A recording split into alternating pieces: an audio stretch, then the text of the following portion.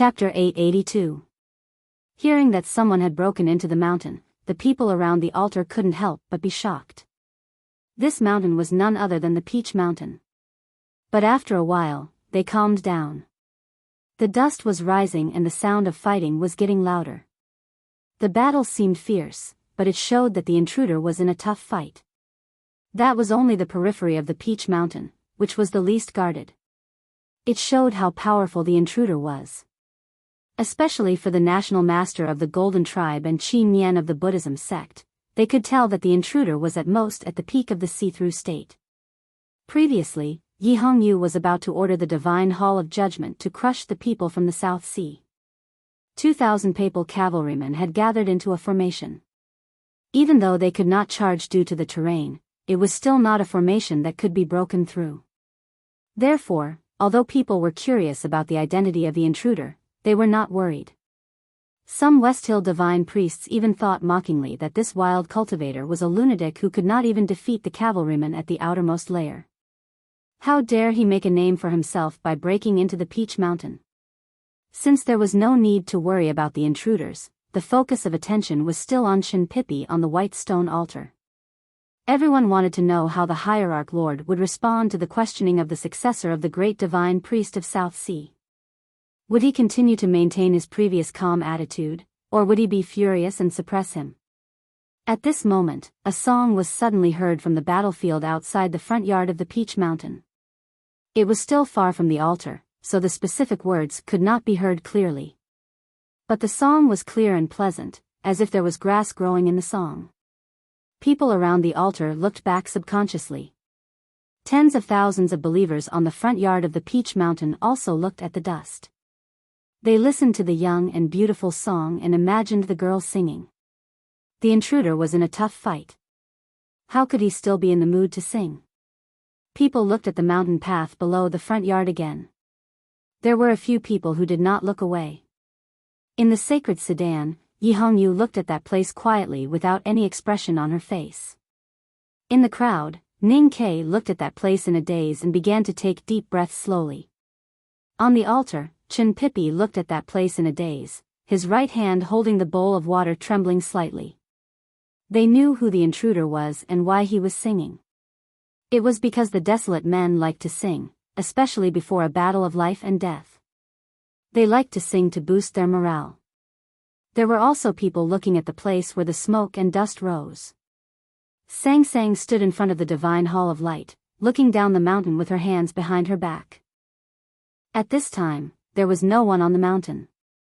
The two maids were in the side hall, and her figure looked a little lonely. She looked at that place without any emotion in her eyes. People looked at the smoke and dust rising from the foot of the mountain and listened to the beautiful yet iron-blooded singing. It was as if they could see countless horsemen charging across the vast wilderness. Suddenly, a discordant sound appeared in the song. It was the dull sound of a violent collision. A majestic warhorse was thrown into the air, and then it was suddenly torn into more than 10 pieces of flesh. Countless drops of blood sprinkled from the air, like rain falling on the ground, and the pitter-patter sound could be heard from far away. The people around the altar heard the dull sound of the collision, heard the miserable neigh of the warhorse in the air, heard the sound of blood falling, and even heard the sound of the warhorse's sturdy body being torn apart. The dull sound of the collision became more and more frequent, and gradually became one.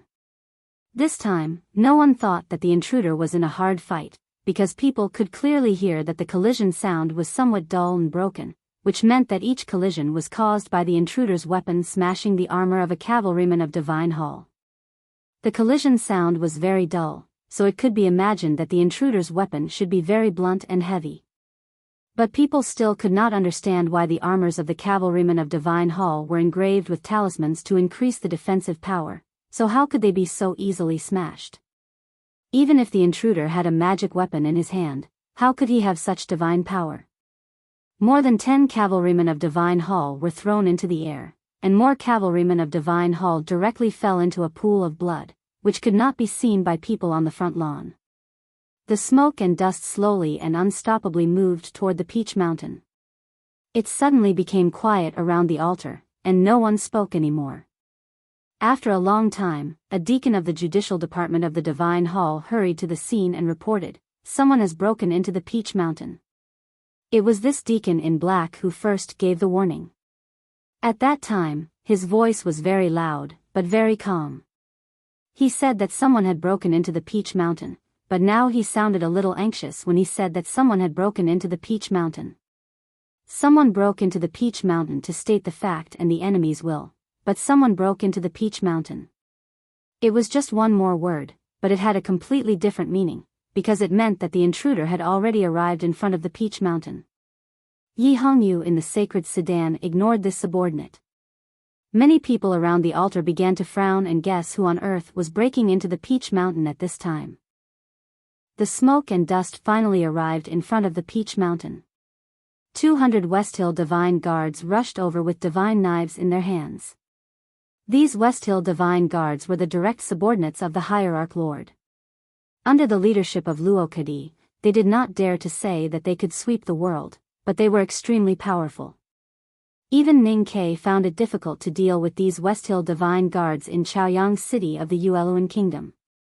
Dull sounds of collisions and fierce fighting rang out in front of the Peach Mountain, and then it gradually quieted down.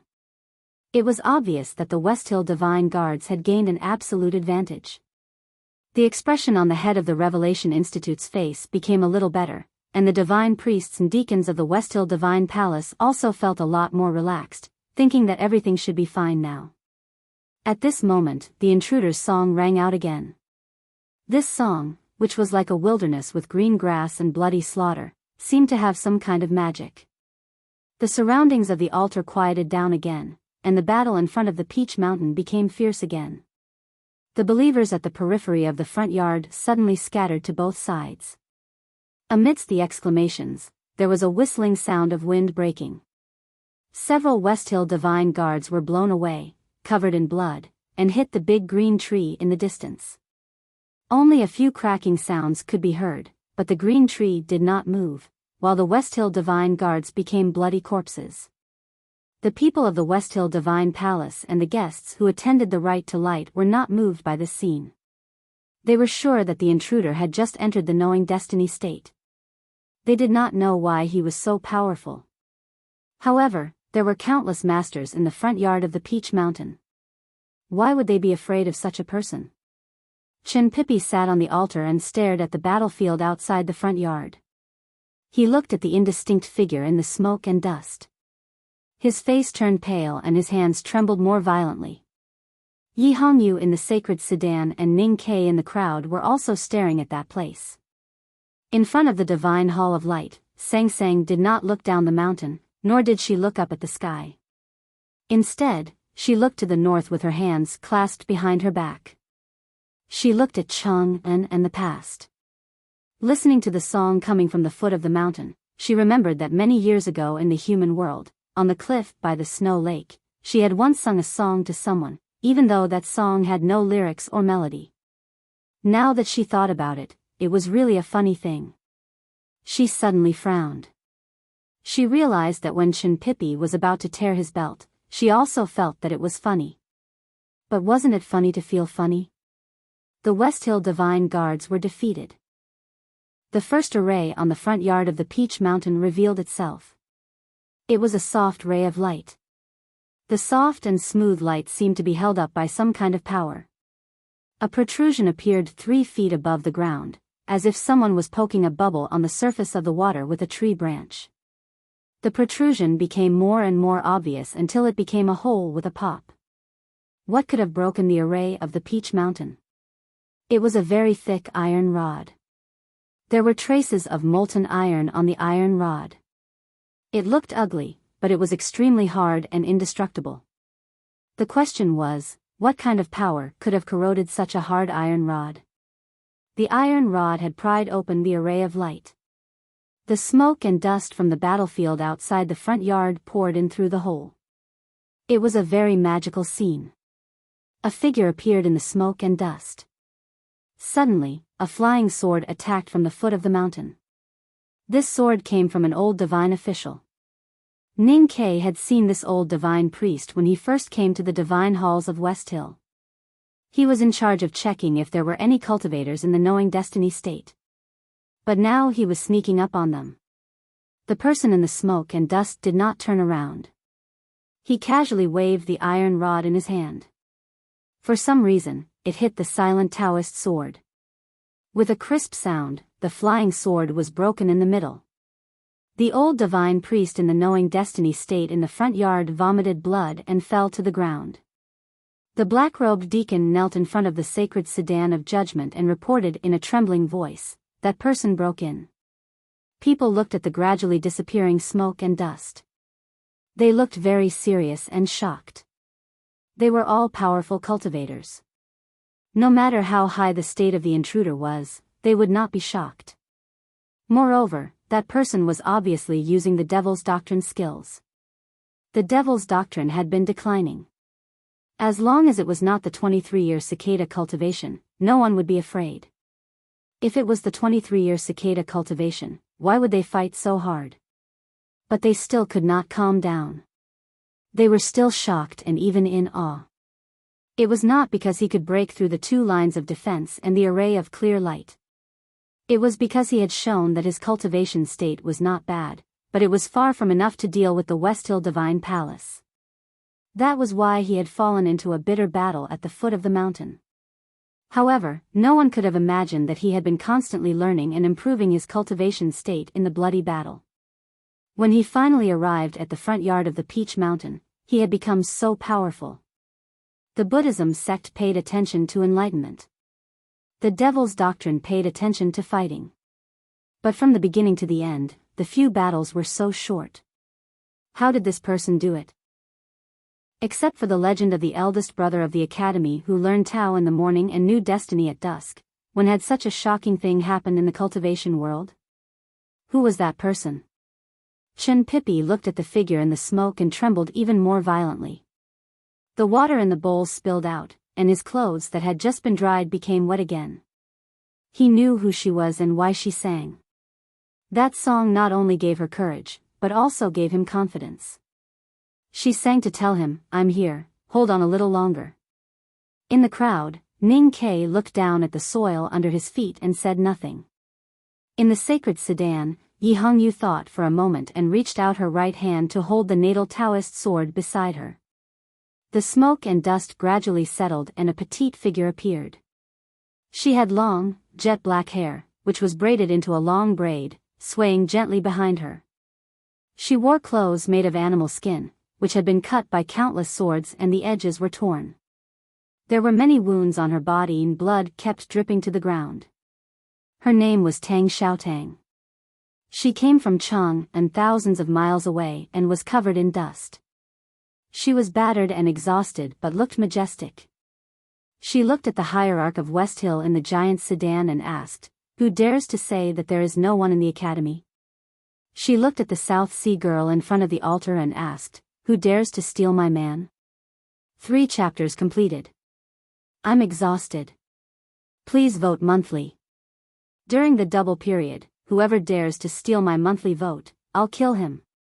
Well, I'd better write a single chapter, or I'll look down on my courage. To be continued. If you like this work, please come to Chidian. Come and vote for me. Your support is my greatest motivation. Chapter 883. Chen Pippi used all his strength to stop his trembling right hand from spilling all the water in the bowl. He looked at the dusty Tang Xiaotang and said, "You are here." It was not a question but a statement, because there was no need for confirmation. He heard her beautiful voice and saw her figure. Although he did not want her to come, she had come. Yes. Tang Xiaotang looked at Chen Pippi on the altar through the crowd on the front yard and said, "Then will you come with me?" Chen Pippi thought about it seriously and said, "If you can take me with you, of course I will." Tang Xiaotang agreed and walked to the white stone altar. As she walked forward, blood dripped from her body. The crowd gradually separated. No one dared to stop her, neither the divine priest of Westhill nor the black-robed deacon. She walked to the altar. Chen Pippi handed her the bowl of water and said, "Are you thirsty? Drink some water first." There was still half a bowl of water left in the bowl. Tang Xiaotang took it and drank it as if she was drinking hard liquor. Xiaoyu, the girl from the South Sea, also stood in front of the altar. Seeing this scene, her face turned pale because she had confirmed the relationship between her cousin and this woman. This woman had come for her man. She felt very angry, and very sad. However, she did not know what she should do. She felt that she was an extra person in front of the altar. Neither Chen Pipi nor Tang Xiaotang looked at her, as if she did not exist. She was a very proud person and had always thought that she was the real genius of cultivation.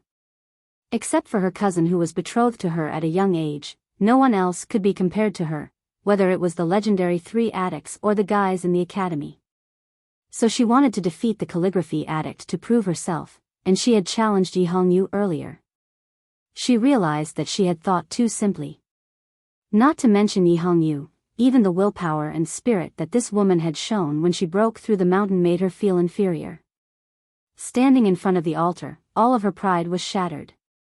Not only because of the inferiority she felt when facing the girl with the iron rod, but also because her cousin took the water she handed to him. Her cousin spoke to her in such a normal tone, as if they had been together for decades. Xiaoyu was right. At this moment, in the eyes of Chen Pipi and Tang Xiaotang, there was indeed no space for others to exist. Even the world outside their bodies had disappeared. In their eyes, there was only each other's figures, or rather, a small bowl of water. Until a thunderous voice rang out in the front yard of Peach Mountain. The giant carriage shined with endless light. The figure of the Lord Hierarch of the Western Tomb was as tall as ever. As he looked at Tang Xiaotang in front of the altar, his body leaned forward slightly, as if a heavy mountain was about to collapse. Who are you? What does it have to do with Lin Wu? I'm Tang Xiaotang. It's always Tang Xiaotang if you read it backwards. Tang Xiaotang handed the bowl back to Chen Pipi. She looked at the hierarch in the sedan and said, Yu Lian is my master. I'm here to pick up my man and leave. Don't stop me. Hearing this, the headmaster laughed and said, How ridiculous. Tang Xiaotang didn't smile.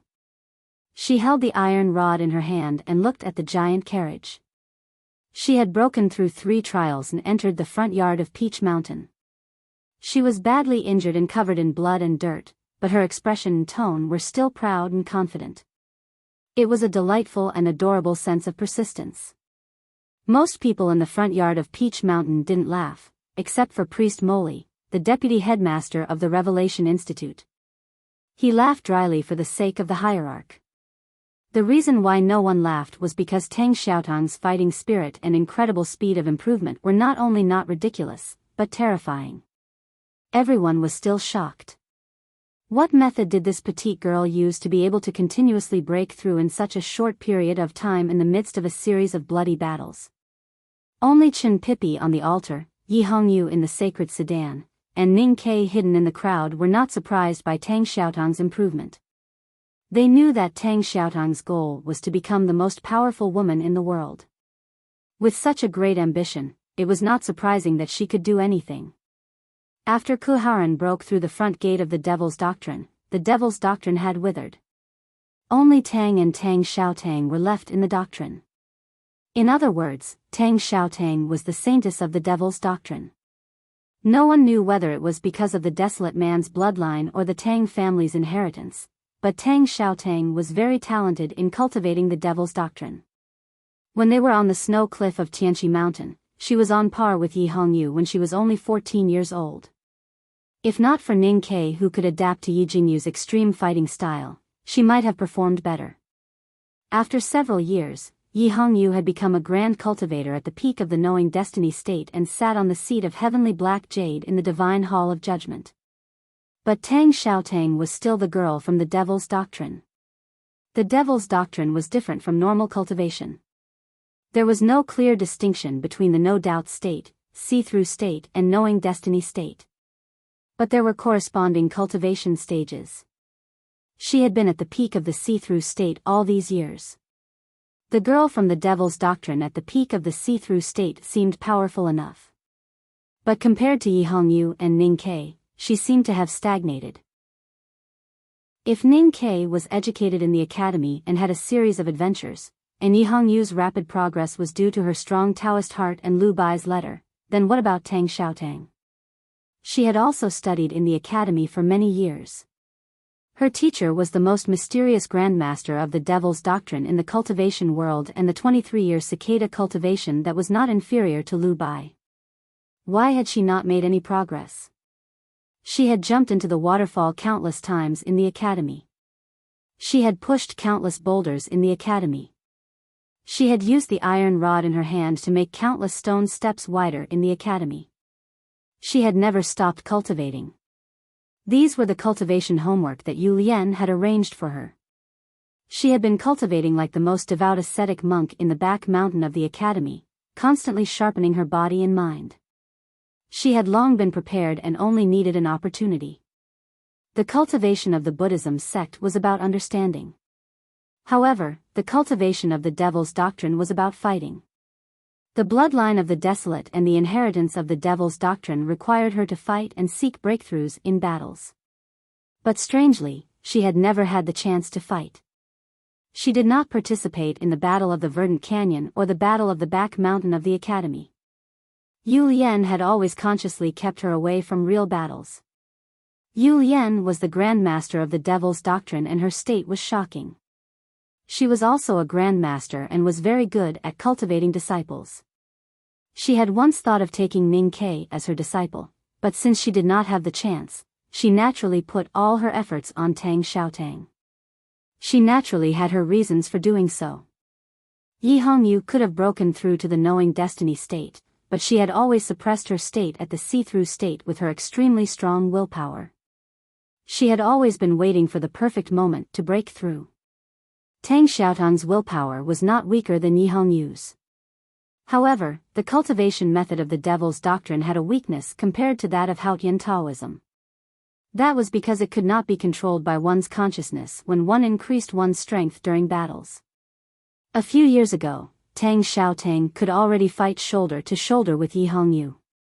Since Yu Lian had taken her as a disciple, she naturally would not let her disciple be inferior to Yi Hongyu after a few years. She had to give Tang Xiaotang a perfect moment to break through the realm. Since Tang Xiaotang could not suppress herself like Yi Hongyu, then she had to do it.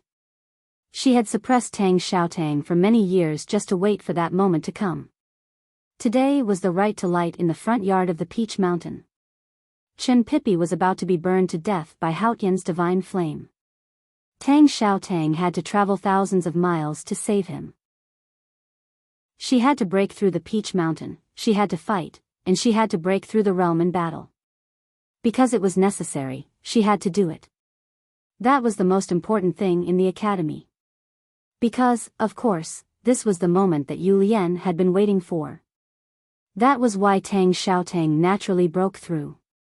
The divine halls of West Hill had held the right to light in anticipation of the academy.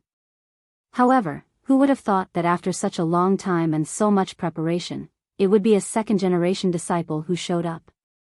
Tang Xiaotang's state was indeed very powerful. However, she was still young. There were at least 10 powerhouses gathered in the front yard of Peach Mountain who were more powerful than her in terms of state. That was why when people gradually calmed down from the shock, they could not help but feel complicated and even a little disappointed. It was like a punch that had been prepared for a long time to kill a fierce tiger, only to suddenly appear in front of you as a pure little rabbit. It was like the son of a minister who had died of injustice, spending decades to set up an extremely complicated and horrifying conspiracy to kill the emperor on the throne. However, on the night of the conspiracy, he suddenly found out that the emperor had died of illness, and the one sitting on the throne was only a little boy less than 7 years old. The most disappointed person was, of course, the hierarch lord of West Hill. He had looked at the mountains and said with a lonely expression that the academy was empty. That was the expression of his emotions. You are just a second-generation disciple of the academy. How dare you say that you will take someone away from Peach Mountain? The hierarch lord sighed and said, I was waiting for Lin Wu, but he was too timid to keep the appointment. He only dared to send you to your death. The academy is indeed empty. Tang Xiaotang looked at him and said, "Last year at the back of the mountain of the academy, my teacher blinded your eyes, cut off your hands, and destroyed your snow mountain and ocean of qi. If it weren't for the fact that he spared your life, you would have been dead. You are just a loser. How dare you challenge the headmaster again? You have to defeat me, your disciple first." Her words caused an uproar in the crowd. Even though it was not a secret that the hierarch Lord of West Hill was injured at the back of the mountain of the academy, no one dared to say it in front of the hierarch. Just when everyone thought that the hierarch Lord would take action personally, General Buell of the Golden Tribe Royal Court walked out from the crowd. He looked at Tang Xiaotang and asked, "The Desolate?" Tang Xiaotang looked at him and said, "Yes, the barbarians?" General Buell said, "Yes, I am from the grassland." Tang Xiaotang said, "Not the grassland. It is called the wilderness." General Buell said, "It was called the wilderness when the Desolate existed. That is why it is called the grassland now." Tang Xiaotang raised her eyebrows and said, "Since you want to fight first, then let's fight." Today, Kavinka felt like he wanted to die. It was incomparably ecstatic. Perhaps it was because he wrote too much yesterday, so karma has come. I wrote this chapter for a few hours, and my eyes are unbearably blurry. The next chapter will be slower. I will try to finish it before 3:30. Thank you all for your monthly votes. I will do my best. To be continued. If you like this work, please come to Chidian.com to vote for me. Your support is my biggest motivation. Chapter 884. People on the front yard of Peach Mountain listened to the simple conversation, but they could not understand it. Tang Xiaotang finally said, "If you want to fight, then let's fight." When did Lieb invite you to fight? This was because they had never lived in the wilderness, so they did not know the habits of the people living there, nor were they used to the thousands of years of history of the wilderness. The wilderness was called the wilderness because the vast grassland in the north of the continent used to belong to the Desolate Man. 1,000 years ago, the Desolate Man Empire was the most powerful empire in the world. The grassland barbarians who ruled the wilderness today were all slaves of the Desolate Man, living a life worse than pigs and dogs. After the Desolate Man was defeated by the Tang, they were forced to move to the north.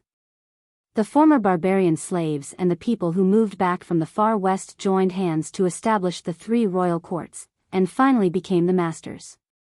Because of the cruel memories of that bloody history, the barbarians' attitude towards the Desolate Man was predictable. The Desolate Man did not like the barbarian slaves who dared to inherit the territory of the empire. It could be said that they were enemies.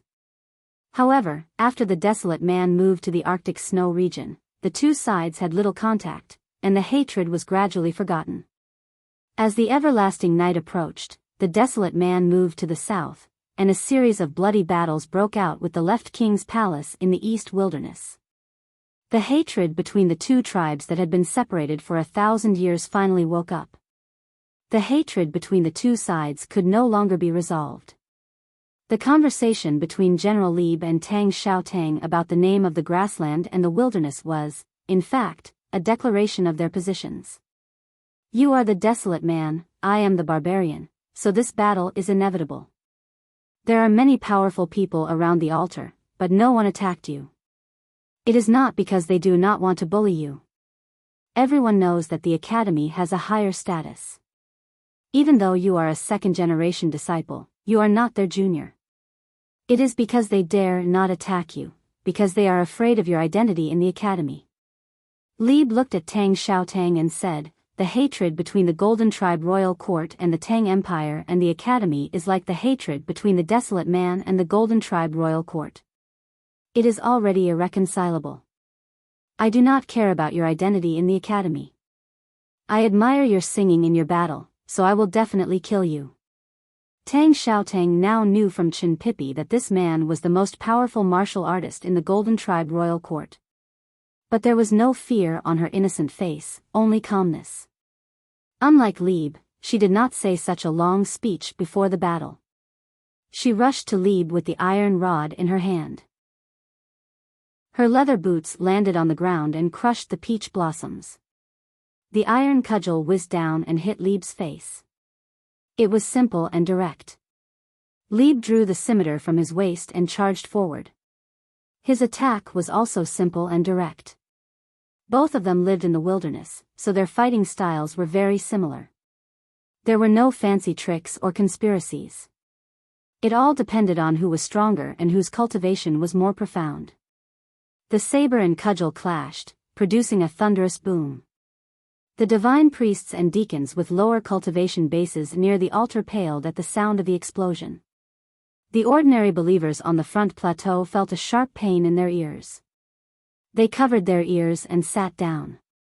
Lieb's pupils constricted because the knife in his hand was broken. His scimitar, which was as sharp as snow, did not manage to cut through the crude iron rod in Tang Xiaotang's hand. Instead, it was shattered into pieces. What kind of weapon was this ugly iron rod? It was able to pierce through the clear light array of the Peach Mountain. How could it smash his refined saber into pieces so easily? People on the front plateau of the Peach Mountain looked at the iron rod in Tang Xiaotang's hand differently. They did not know that this ugly iron rod was a sacred relic of the Devil's Doctrine. It was originally a huge blood-red scimitar. In the Battle of Chang'an, the Abbey Dean created 7 Tianqi rainbows and tried to escape. Yu Lian jumped up to the sky and cut the rainbows with this blood-red huge scimitar.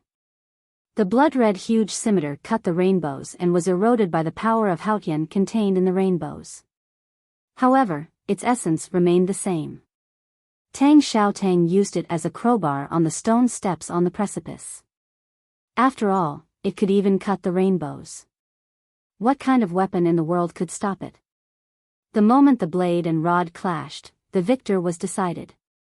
But the victor hadn't yet been decided when Lieb's expression changed abruptly. He let out a shrill cry as origin power from the grassland's sacrificial offerings gushed out of his body. He clenched his right hand into a fist and, like a small mountain, ruthlessly smashed it at the iron rod that had already reached his eyes. The fist and the cudgel met and another loud sound was heard. The divine priests and deacons around the altar covered their ears in pain. Some of them even spat out blood. They had suffered internal injuries from the shock. Lieb was the #1 martial arts master in the Golden Tribe Royal Court. In terms of strength and cultivation, he was unrivaled in the world. He once fought with General Su Qi of the Tang Empire in the northern borderline and was on par with him. Unless Xiahou came back to life and the Tang Empire came here, it would be hard to find someone to subdue him. Tang Xiaotang could not do it. The mountain-like fist hit the iron rod. The sacred relic of the Devil's Doctrine was not easily destroyed. It did not deform at all. But the overwhelming power was transferred from the iron rod to Tang Xiaotang. She was knocked back with blood dripping from the corner of her mouth. Her hand holding the iron rod was slightly trembling. But she pressed her lips tightly and did not make a sound. The saber that had accompanied him for so many years was destroyed. Lieb's ferocity was aroused. He punched Tang Xiaotang and did not stop. He shouted and rushed forward with his fists clenched. He was forced to stop after 2 steps. Because Tang Xiaotang was here again. She did not adjust her qi circulation or even wipe the blood from the corner of her mouth. She held the iron rod in her hand and rushed forward again. The scattered peach blossoms in front of the altar were all crushed into dust by her leather boots. Tang Xiaotang and Lieb met again. Both of them used short weapons, cudgel and fists. It was as if 2 hills had collided with each other. The front yard of Peach Mountain was once again filled with a deafening roar. The air was shaken violently and the wind whistled. Tang Xiaotang was knocked back again, this time even further. Fresh blood dripped from her body and it was a tragic sight. However, she let out a clear shout and charged back into the arena once again. Her youthful face was filled with stubbornness and ruthlessness. The iron rod fell again and the mountain-like fists hit again. The powerful forces met again and separated again. Tang Xiaotang did not know how many times she had rushed forward. Although she did not manage to knock Lieb down, she did not stop and did not take a break. Lieb did not move forward again except at the beginning. Terrifying crashing sounds could be heard all around the altar. Many priests and deacons could no longer hold on and fell to the ground. Dozens of ordinary believers who were closer to the altar directly fainted from the vibrations in the air. Translator, Endless Fantasy Translation Editor, Endless Fantasy Translation. All the powerhouses watching the battle were greatly shocked. Tang Xiaotang was obviously not a match for Lieb, but she kept attacking. Her strong fighting will was too terrifying. Ning Ke stood in the crowd and thought of the scene he saw at the gate of Chang'an several years ago. At that time, Tang Xiaotang was cheated of all her money and had to beg all the way to Chang'an. Thinking that she could not embarrass the academy in Chang'an, she decided to be a performer. She lay on the bench and smashed rocks on her chest. Today, when he saw her constantly attacking Lieb, he seemed to see an iron hammer pounding on a thick bluestone. Under the bluestone lay a little girl. Her breasts were not big, so the bluestone could not be flatter. As the iron hammer kept pounding on it, the bluestone would eventually break. Chen Pippi stood on the altar and watched the battle in silence. His thick black eyebrows were knitted together and his thick lips were slightly trembling, but he was forcing a smile. He remembered what Tang Xiaotang had told him. It was when the desolate man moved to the south. In order to protect the old, weak, women and children in the tribe, she and her brother Tang drove away fierce beasts everywhere. Once, they encountered a pack of terrifying snowfield dire wolves. She said that she was very scared at that time, but she did not think too much about it. She held the blood-red saber and kept charging at the wolves. She kept charging until she even forgot how many times she had charged at them. He said, "Aren't you afraid?" She said that as long as she started fighting, she would forget her fear. In the front yard of Peach Mountain, the collision between the two cultivators continued. The peach blossoms had long been broken, and even the wind was broken. It seemed that it would never stop. Just when everyone felt that their hearts were about to burst and shatter, the sound of impact suddenly stopped. Everyone looked at the battlefield in astonishment, only to find that the battle had ended at some point in time. The battle had ended, not because Tang Xiaotang had stopped her charge. It was because Lebu took a step back. The proud top martial artist of the Golden Tribe Royal Court retreated into the crowd in silence. Tang Xiaotang was covered in blood. Blood was dripping from the corner of her mouth and her hand that was holding the iron rod. She had broken many bones, but she still stood straight, as if she could charge again at any time. Lebu was not injured, but his face was a little pale. His right hand was slightly trembling, and it seemed that he would not clench his fist again in a short time. The battle ended because he chose to take a step back, which meant that the situation was under his control. Only in this way could he end the battle easily. He still looked powerful. Tang Xiaotang's braid was untied, and she looked very embarrassed. She was no match for Lebu, and she was covered in wounds. But it was Lebu who took a step back first. The battle seemed to be inconclusive, but in fact, it was already over. Lebu was definitely the winner in terms of strength, but he would rather admit defeat. "I admit defeat." Lebu looked at Tang Xiaotang and said, "I've seen people who are not afraid of death, but I've never seen anyone like you. I didn't understand why you were so crazy at first, but when I thought of your background, I understood. So I admit defeat. I want to kill you, but I don't want to risk my life to fight you. I'm not crazy." Tang Xiaotang was a desolate man, a descendant of the Devil's Doctrine, and a disciple of the Academy. That was her background. In many people's eyes, the desolate men on the battlefield were all crazy. The Devil's Doctrine also liked to produce crazy people, and the Academy had the most famous crazy person in the history of cultivation, Crazy Ku. So she was naturally crazy when she fought. Tang Xiaotang calmed down after the battle. She looked at the many powerful cultivators around the altar, and felt her hand holding the iron rod trembling slightly. She suddenly smiled. Then she looked at Chen Pippi and said, "It seems that I can't take you with me. My eyes are blurred again." I really don't understand why. I only have 2 chapters today, and 3 tomorrow. If I'm in good condition, I can try to write 4 chapters. I wish everyone a happy holiday. I'm wondering if I should write a single chapter. To be continued.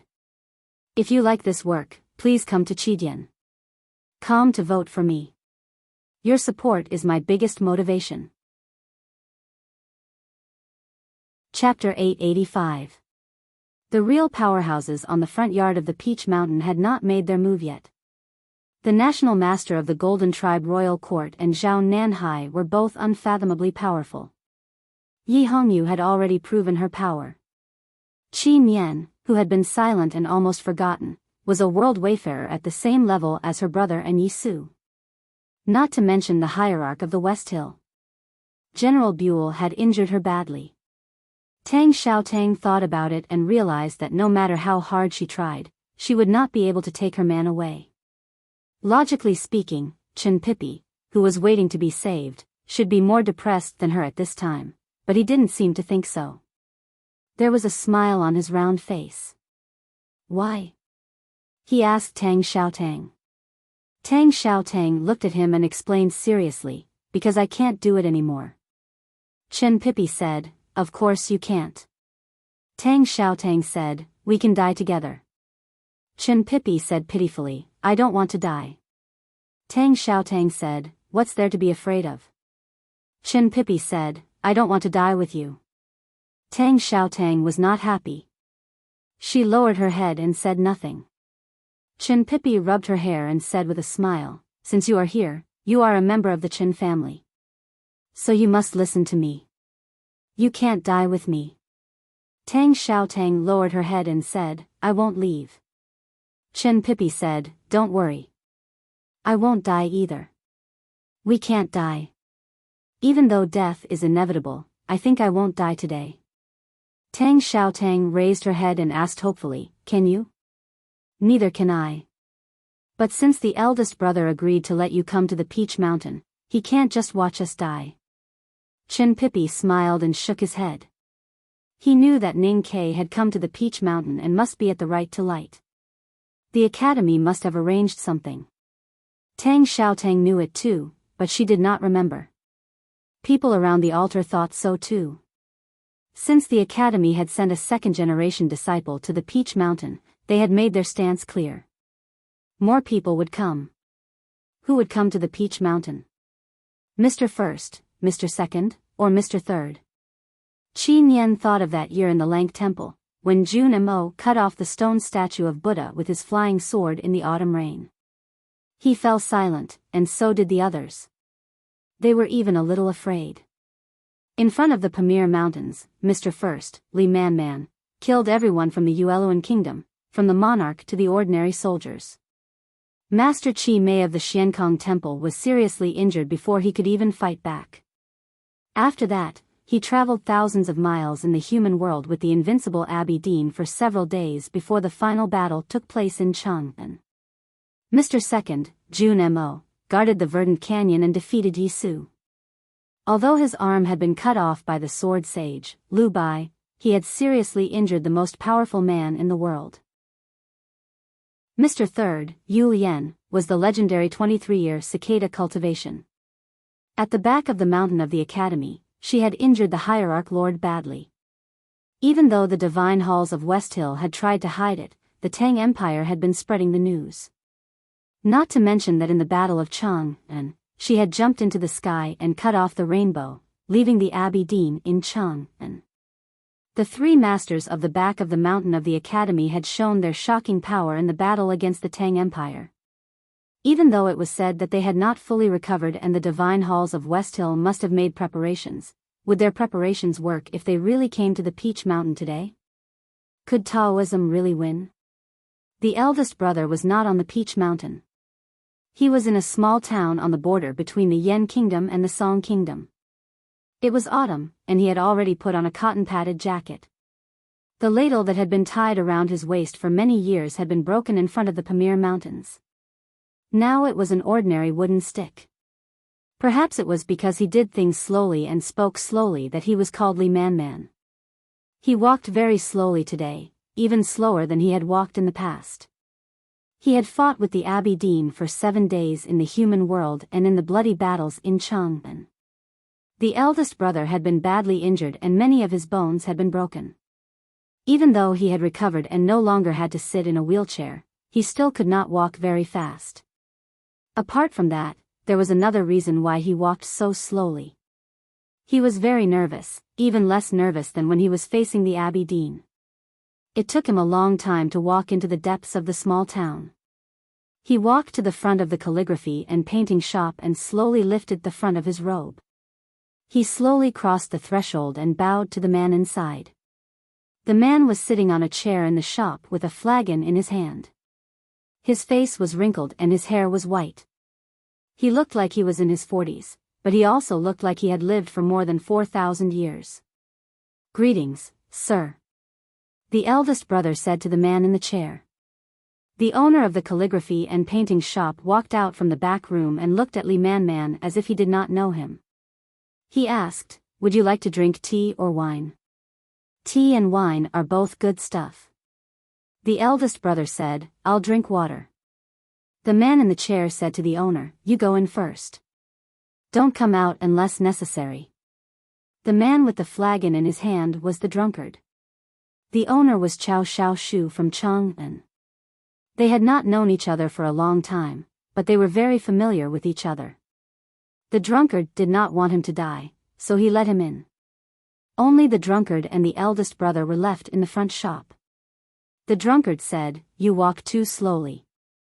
It seems that you have not recovered yet." The eldest brother said, "I will recover one day." The drunkard said, "Even if you recover, you won't be as fast as me. Not to mention that you haven't recovered yet." The eldest brother said, "I walk slower. Maybe I walk more steadily." The drunkard said after a moment of silence, "You are right. You walk more steadily than me. I did not expect that there would be someone in the human world who walks more steadily than me. But you are still no match for me." The eldest brother said, "I have only cultivated for a few decades. Of course I am no match for you." The drunkard said, "Then why did you dare to leave Chang'an? Why did you dare to come and see me?" The eldest brother said, "Because the academy has something to do. I would like to ask you to stay in the small town and watch." The drunkard squinted his eyes and his voice became deep and experienced. It started to emit the smell of rusty bronze. "Aren't you afraid that I will kill you?" The eldest brother said slowly, "You won't kill me." The drunkard's voice became colder and colder. He said, "Why not?" The eldest brother said calmly and affirmatively, "Because you are not sure that you can kill me." The drunkard laughed and said sarcastically, "You only have a 10% chance." The eldest brother said with a smile, "Not to mention that I still have a 10% chance. Even if I only have a 100% chance, you won't dare to kill me." The drunkard looked serious and asked, "Why are you so sure?" The eldest brother said, "I don't know how to fight. But no matter in the academy or in the world, Jun Mo, the third sister and the youngest brother are the best at fighting. Since they all said that you won't dare to kill me, then you won't. I believe in their judgment." The drunkard said, "Even if their judgment will kill you?" The eldest brother said, "I think what they said makes sense. So I'm willing." The drunkard asked, "What did the three of them say?" The eldest brother said, "They said that you have lived for too long, so you are too afraid of death." The drunkard was silent for a long time after hearing this. Then he asked, "Why did you come to see me, but not the butcher?" The eldest brother said, "The third sister said that the butcher is too slow. He is just a little faster than me and the chief monk of scripture. So at least for today, we don't need to pay attention to him." "What about her?" The drunkard suddenly asked, "Are you really not afraid of her?" The eldest brother knew who he was talking about. He said with a smile, "She used to live in the back of the mountain of the academy for a long time. So we are not afraid of her. We all like her very much." The canyon between the lush green mountains was undergoing continuous renovation. A path that could allow simple carriages to pass through had already been opened up, but most travelers who craved convenience would still choose to walk. Someone walked out of the verdant canyon. The man among them wore a bamboo hat, plain clothes, and held a cane in one hand. He looked like an ascetic monk that Murano had seen by chance. However, the woman by his side held an embroidered cloth in her hand and wore red clothes. She looked extremely charming, like a bride that had just gotten married. Such an incongruous combination was the second brother of the academy, Jun Mo, who had cut off his black hair and decided to cultivate Buddhism, and his wife, the seventh sister, Wuyu. Jun Mo looked at the dark and fertile fields in front of the verdant canyon. He thought about what happened here half a year ago and his broken right arm. He was silent. Muyu did not say anything either. The two continued their journey south. However, they were not as distanceless as the eldest brother. It was too late for them to reach Peach Mountain. Where were they going? What were they going to do? They came to the Fuchin River and climbed the Tiger Mountain Pavilion. Jun Mo looked to the southeast and suddenly frowned. He sensed that Lu Bai's sword had left the sword garret and was heading for Peach Mountain. He was silent for a moment and did not say anything. Before the verdant canyon, he had never seen the water of the yellow river flowing from the sky. But now Lu Bai had fully recovered and his state had improved again. He had reached that legendary step.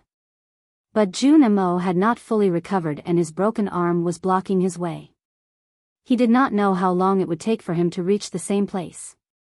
He could not help but sigh. He looked in the direction of the West Hill Divine Kingdom and seemed to see Lu Bai's sword flying toward Peach Mountain. He seemed to see the woman in front of the Divine Hall of Light on Peach Mountain. He also seemed to see the skinny little girl kneeling on the ground on the nameless mountain in the north of Chang, and several years ago. He did not know which one was her. He only knew that she was extremely powerful. What if she strikes? Muyu thought of the two youngest brothers on Peach Mountain and asked worriedly. Jun Mo said, "We want her to strike."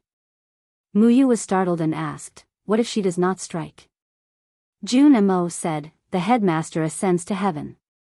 The abbey dean becomes a useless man. Lu Bai has finally reached that step. He does not need to break through the 5 states to become the most powerful man in the world. He is stronger than the drunkard and the butcher. Since his sword is at Peach Mountain, she has no reason not to strike. The change that Yu Lian mentioned is in this sword." Muyu said, "She must have foreseen this."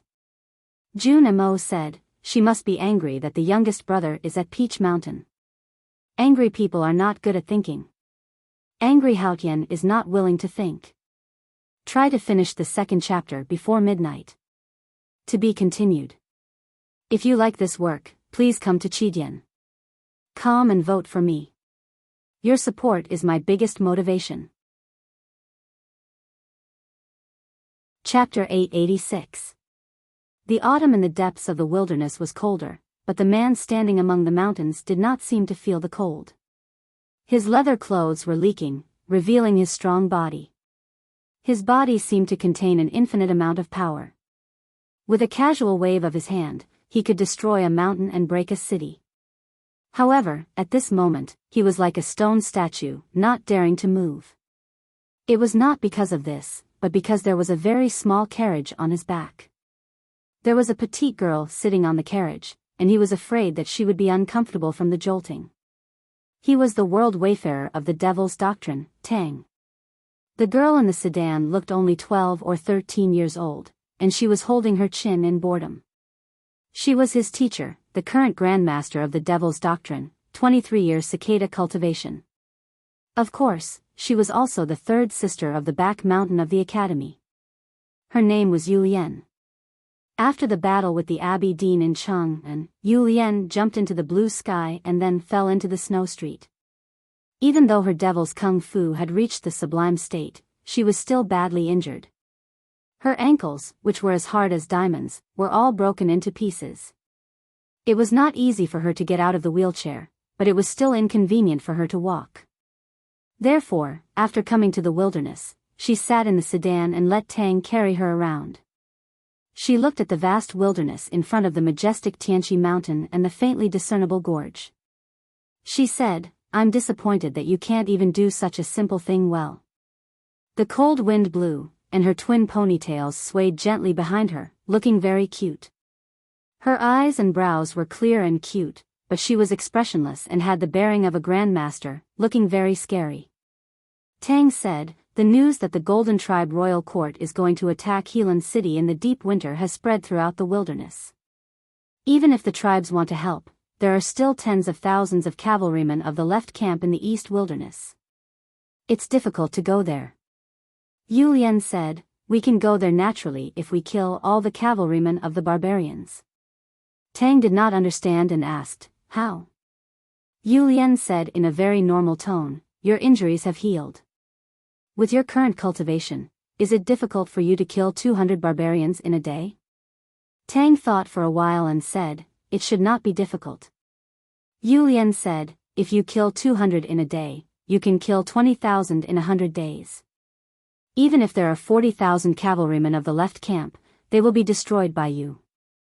Tang was speechless. He thought, how could they just stop there and let you kill them? Moreover, why would they arrange 200 cavalrymen for you to kill every day? What if 10,000 cavalrymen attacked at the same time? Ultimately, combat wasn't a simple math problem. How can a man's plan be better than God's plan? Tang's expression became solemn. His most beloved sister should be fighting for that damned fatty on Peach Mountain. If everything was going according to God's plan, how could she succeed and leave? "Do you mean that Lu Bai might not make a move?" "Jun Mo and I both think he will, but we don't know when he will do it. Of course, as long as he does, the one in the Divine Hall of Light will be in trouble. You can say that this is the change.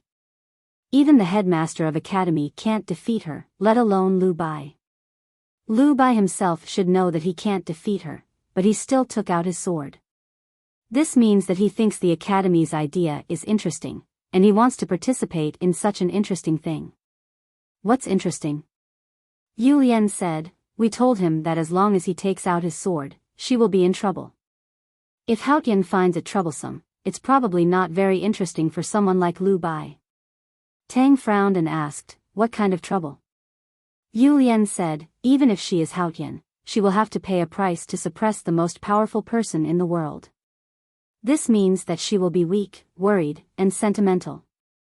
Tang was puzzled and said, "I don't understand." "As long as she starts to worry and become sentimental, Ning Ke might be able to defeat her." Yu Lian smiled and said, "Earlier I said that it doesn't matter who goes to Peach Mountain today. This does not include youngest brother.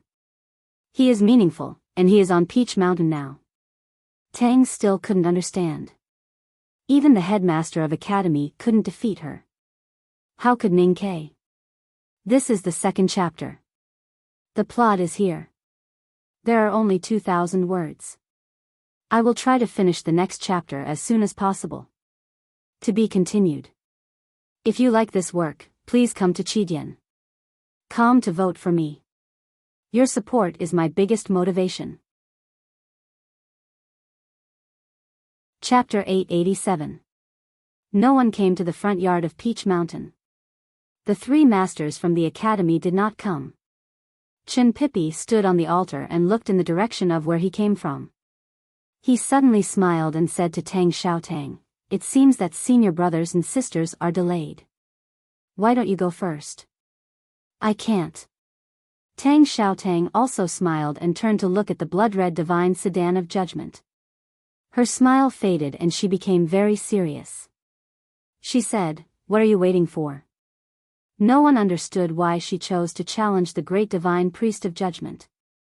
Only Yi Hongyu, Tang Xiaotang, and Ning Ke, who had been hiding in the crowd, knew that it was a promise made years ago in the wilderness.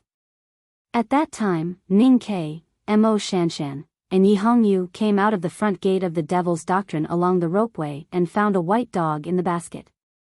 Then they met Tang Xiaotang, who was looking for the dog. Later on, the four of them walked through the stone gorge created by the ancestors of the Devil's Doctrine and said many harsh words. But in the end, they all lost to Ning Ke, the shame of the academy.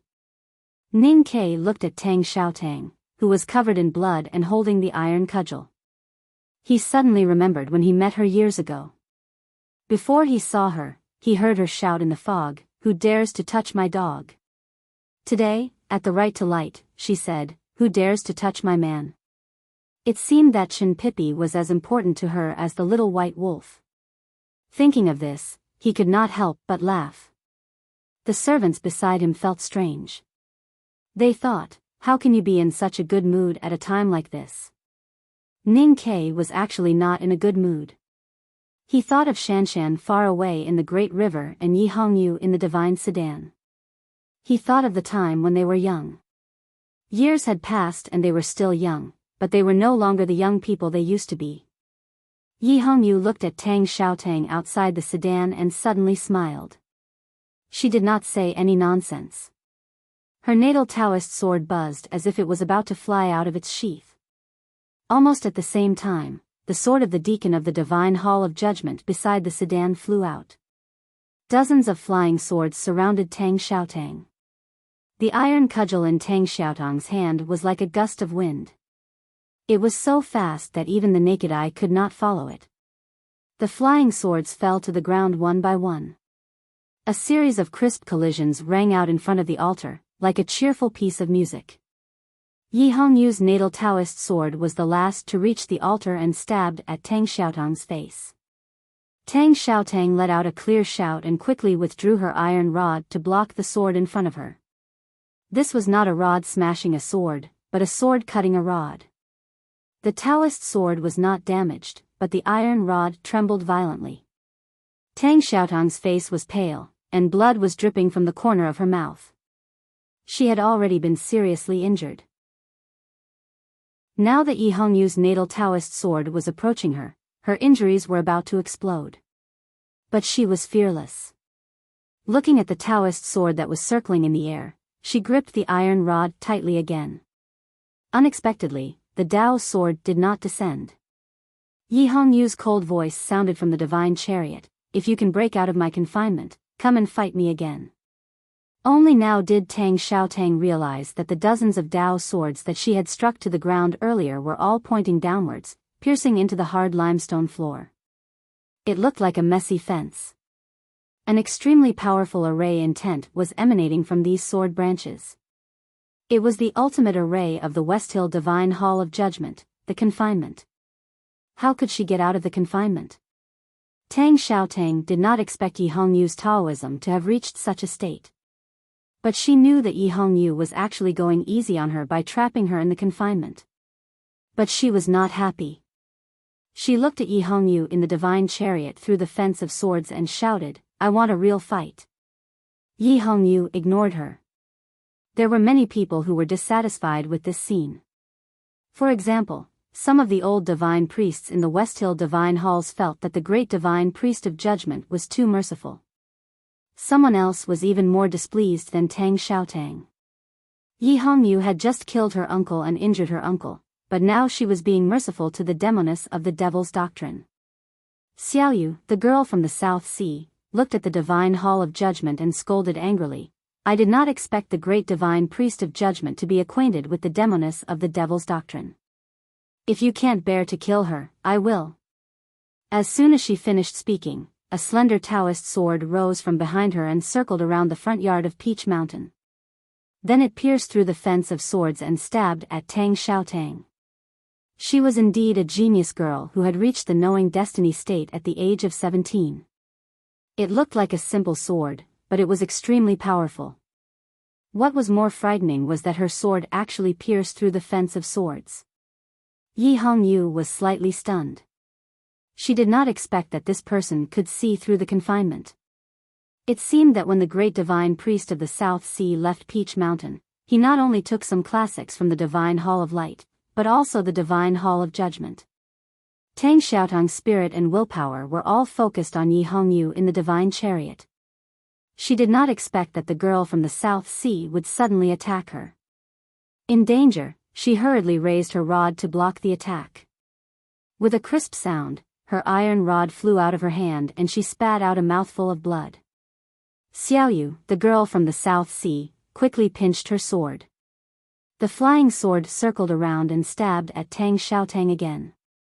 It seemed that no one could save her now. Chen Pipi's face was pale. His fat body trembled violently as if he was about to fall. A flash of sword light flashed by. Xiaoyu, the girl from the South Sea, let out a muffled groan. Blood seeped from the corner of her mouth. She struggled to withdraw her natal sword. Before anyone could react, the bright sword light fell from the sky and brushed past the girl's cheek. She struggled to raise her sword to block it, but it was impossible for her to completely block it. A bloody sword scar appeared on the girl's face. The bright sword light flew back to the divine chariot. Yi Hongyu's cold voice came from the divine chariot again. This is a battle between me and her. Who do you think you are? How dare you interfere? Seeing that Tang Xiaotang was covered in blood but was not in danger, Chen Pipi finally heaved a sigh of relief. Then he relaxed and sat down on the white stone altar. He looked at the divine chariot of judgment and rubbed his chest. He said, "Couldn't you have done it earlier? Why did you have to scare me like this?" In the divine chariot, Yi Hongyu frowned slightly. She thought that it was still that fat man. Chen Pipi was grateful, but he was complaining. Yi Hongyu had wanted to kill Chen Pipi for many years, but when it came down to it, she even wanted to save his woman. The hatred of childhood and the hatred of youth would probably turn into something beautiful and interesting when one grew up.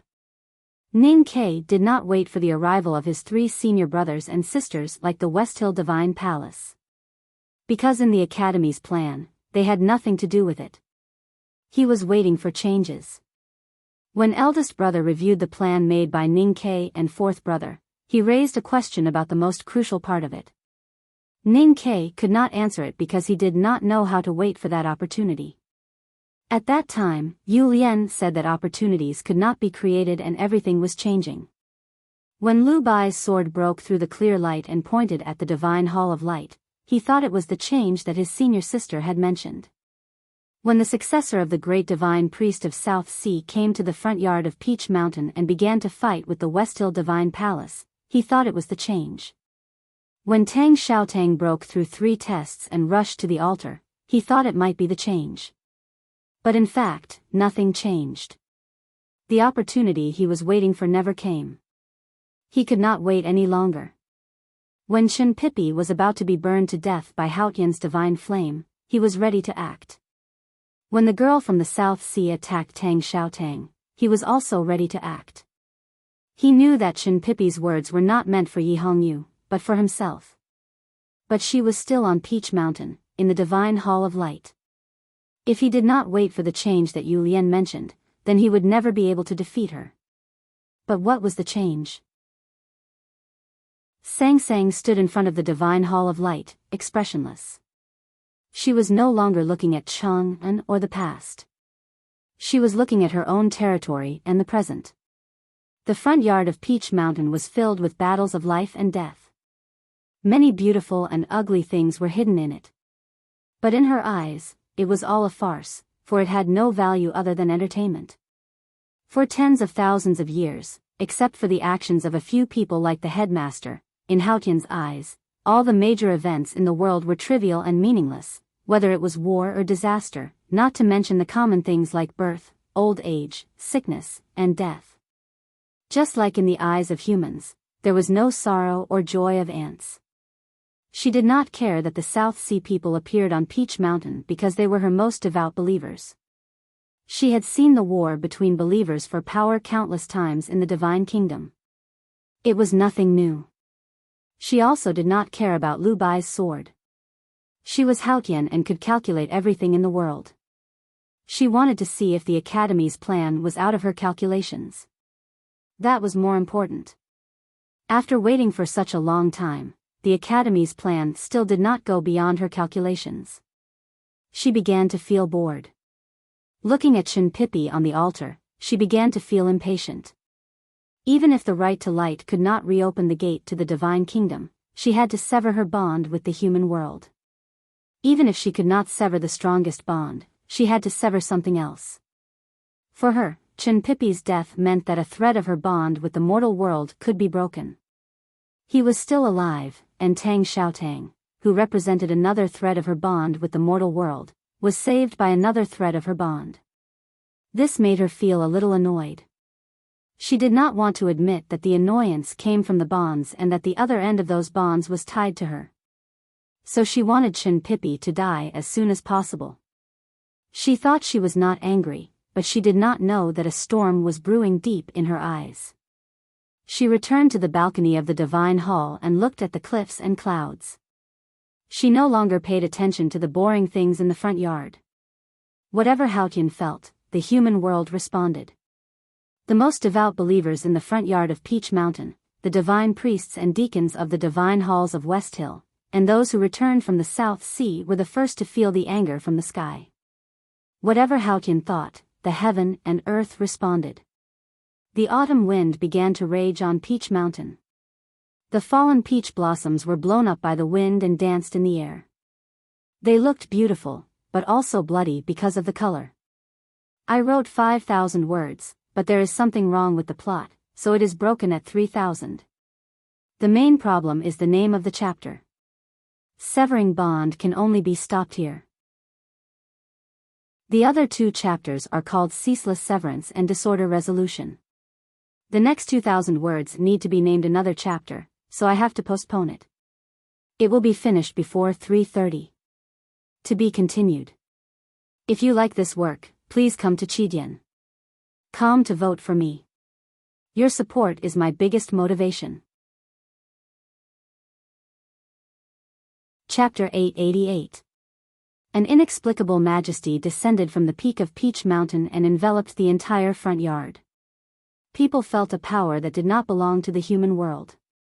In the sacred sedan, the hierarch lord knelt down without hesitation. Yi Hongyu thought for a moment and slowly changed her posture from sitting to kneeling. Zhao Nanhai was about to scold Yi Hongyu when he suddenly felt the power of heaven and earth. His expression changed drastically and he knelt down in awe. Everyone in the divine halls of West Hill knelt down. People from the South Sea knelt down as well.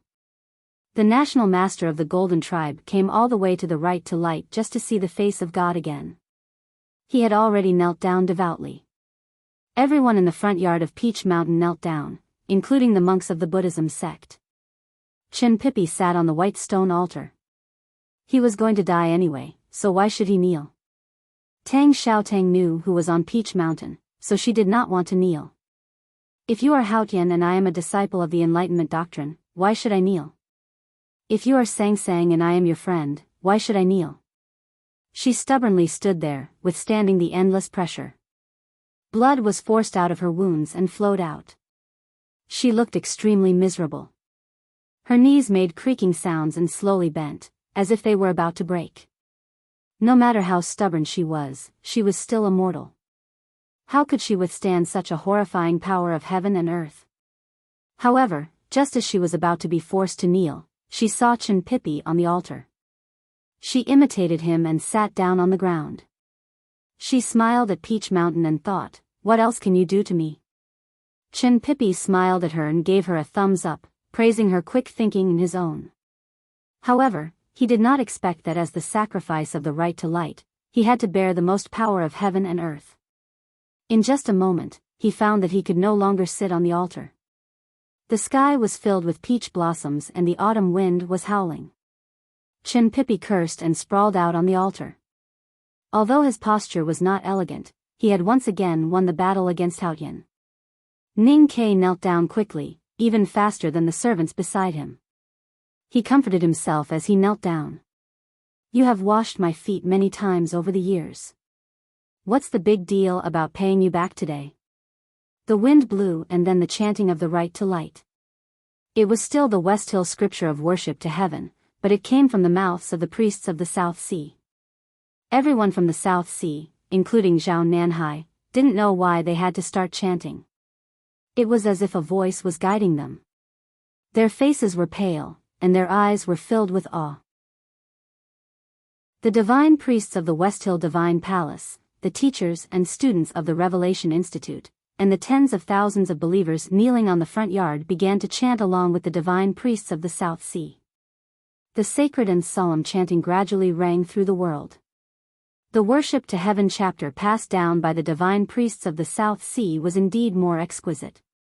Compared with the sacrificial ceremony at the beginning, this sacrificial ceremony was much smoother, and Haotian could hear it more clearly. Countless rays of light came from the autumn sun and fell on the white stone altar. Chinpipi's eyes lit up. He felt very uneasy and wanted to toss and turn, but he found that he couldn't move. When the funeral oration ended, these rays of light would turn into pure Haotian divine flame, and he would be burned into green smoke. No one would know what would happen after that. He saw that in the azure sky, there seemed to be an extra crack. He said curiously, "Look, the sky is about to open." No one heard him, because most of the people in the front yard of Peach Mountain were focused on the sacrificial ceremony. Xiaoyu, the young girl from the South Sea, looked at him with tears in her eyes. Her face was full of sorrow. However, this was the will of Haotian. Even though she was his fiancée, she dared not do anything against the will of Haotian. Tang Xiaotang looked at Chinpipi and said, "Let me try again." In her eyes, since he was her man, she should do something. She didn't know where the power came from, but she was able to stand up in the midst of the power of heaven and earth. She didn't know how to defeat Haotian, but since it was a battle, she needed a weapon. The iron rod in her hand had been knocked far away. Tang Xiaotang struggled to stand, looking around for a weapon. Suddenly, she saw a sword. She didn't know it was Lu Bai's sword, but she thought it was a good one. Because the sword was floating in the air in front of the altar, motionless. Before the power of heaven and earth, everyone had knelt down. Even the swords in the confinement sword fence were bowing to the Peach Mountain, as if they were kowtowing. Only the sword remained silent, unwilling to bend. Tang Xiaotang reached out her hand to hold the sword, but found that she couldn't pull it out. She was unwilling to give up. She exerted all the strength in her body, but the sword didn't move an inch, as if it didn't belong to this world. The more she felt the sword was extraordinary, the more she refused to let go. As she exerted more strength, her blood flowed faster. It flowed down her wrist and onto the sword. She had run thousands of miles from Chang'an to the Peach Mountain. She had been fighting non-stop. Her blood was always hot, even boiling. When it fell on the sword, it made a sizzling sound. The sword suddenly moved. The head of the sword trembled slightly, and then slowly rose, aiming at the divine hall of light on the peak of Peach Mountain. Tang Xiaotang's eyes were wide open. She looked at it curiously, not knowing what was going on. Chinpipi suddenly laughed out loud and said, "Sir Sword Saint, quickly save me." Ning Ke looked at the sword that was slightly raised and remained silent. Yu Lian said nothing had changed, because God's plan was always better than man's plan. So she didn't calculate anything and just followed the will of heaven. Then the change happened. The change he had been waiting for finally happened. Thousands of miles away from Peach Mountain was the South Jin, and the Sword Garret was there. The disciples of the Sword Garret were kneeling in front of the sword-like peak.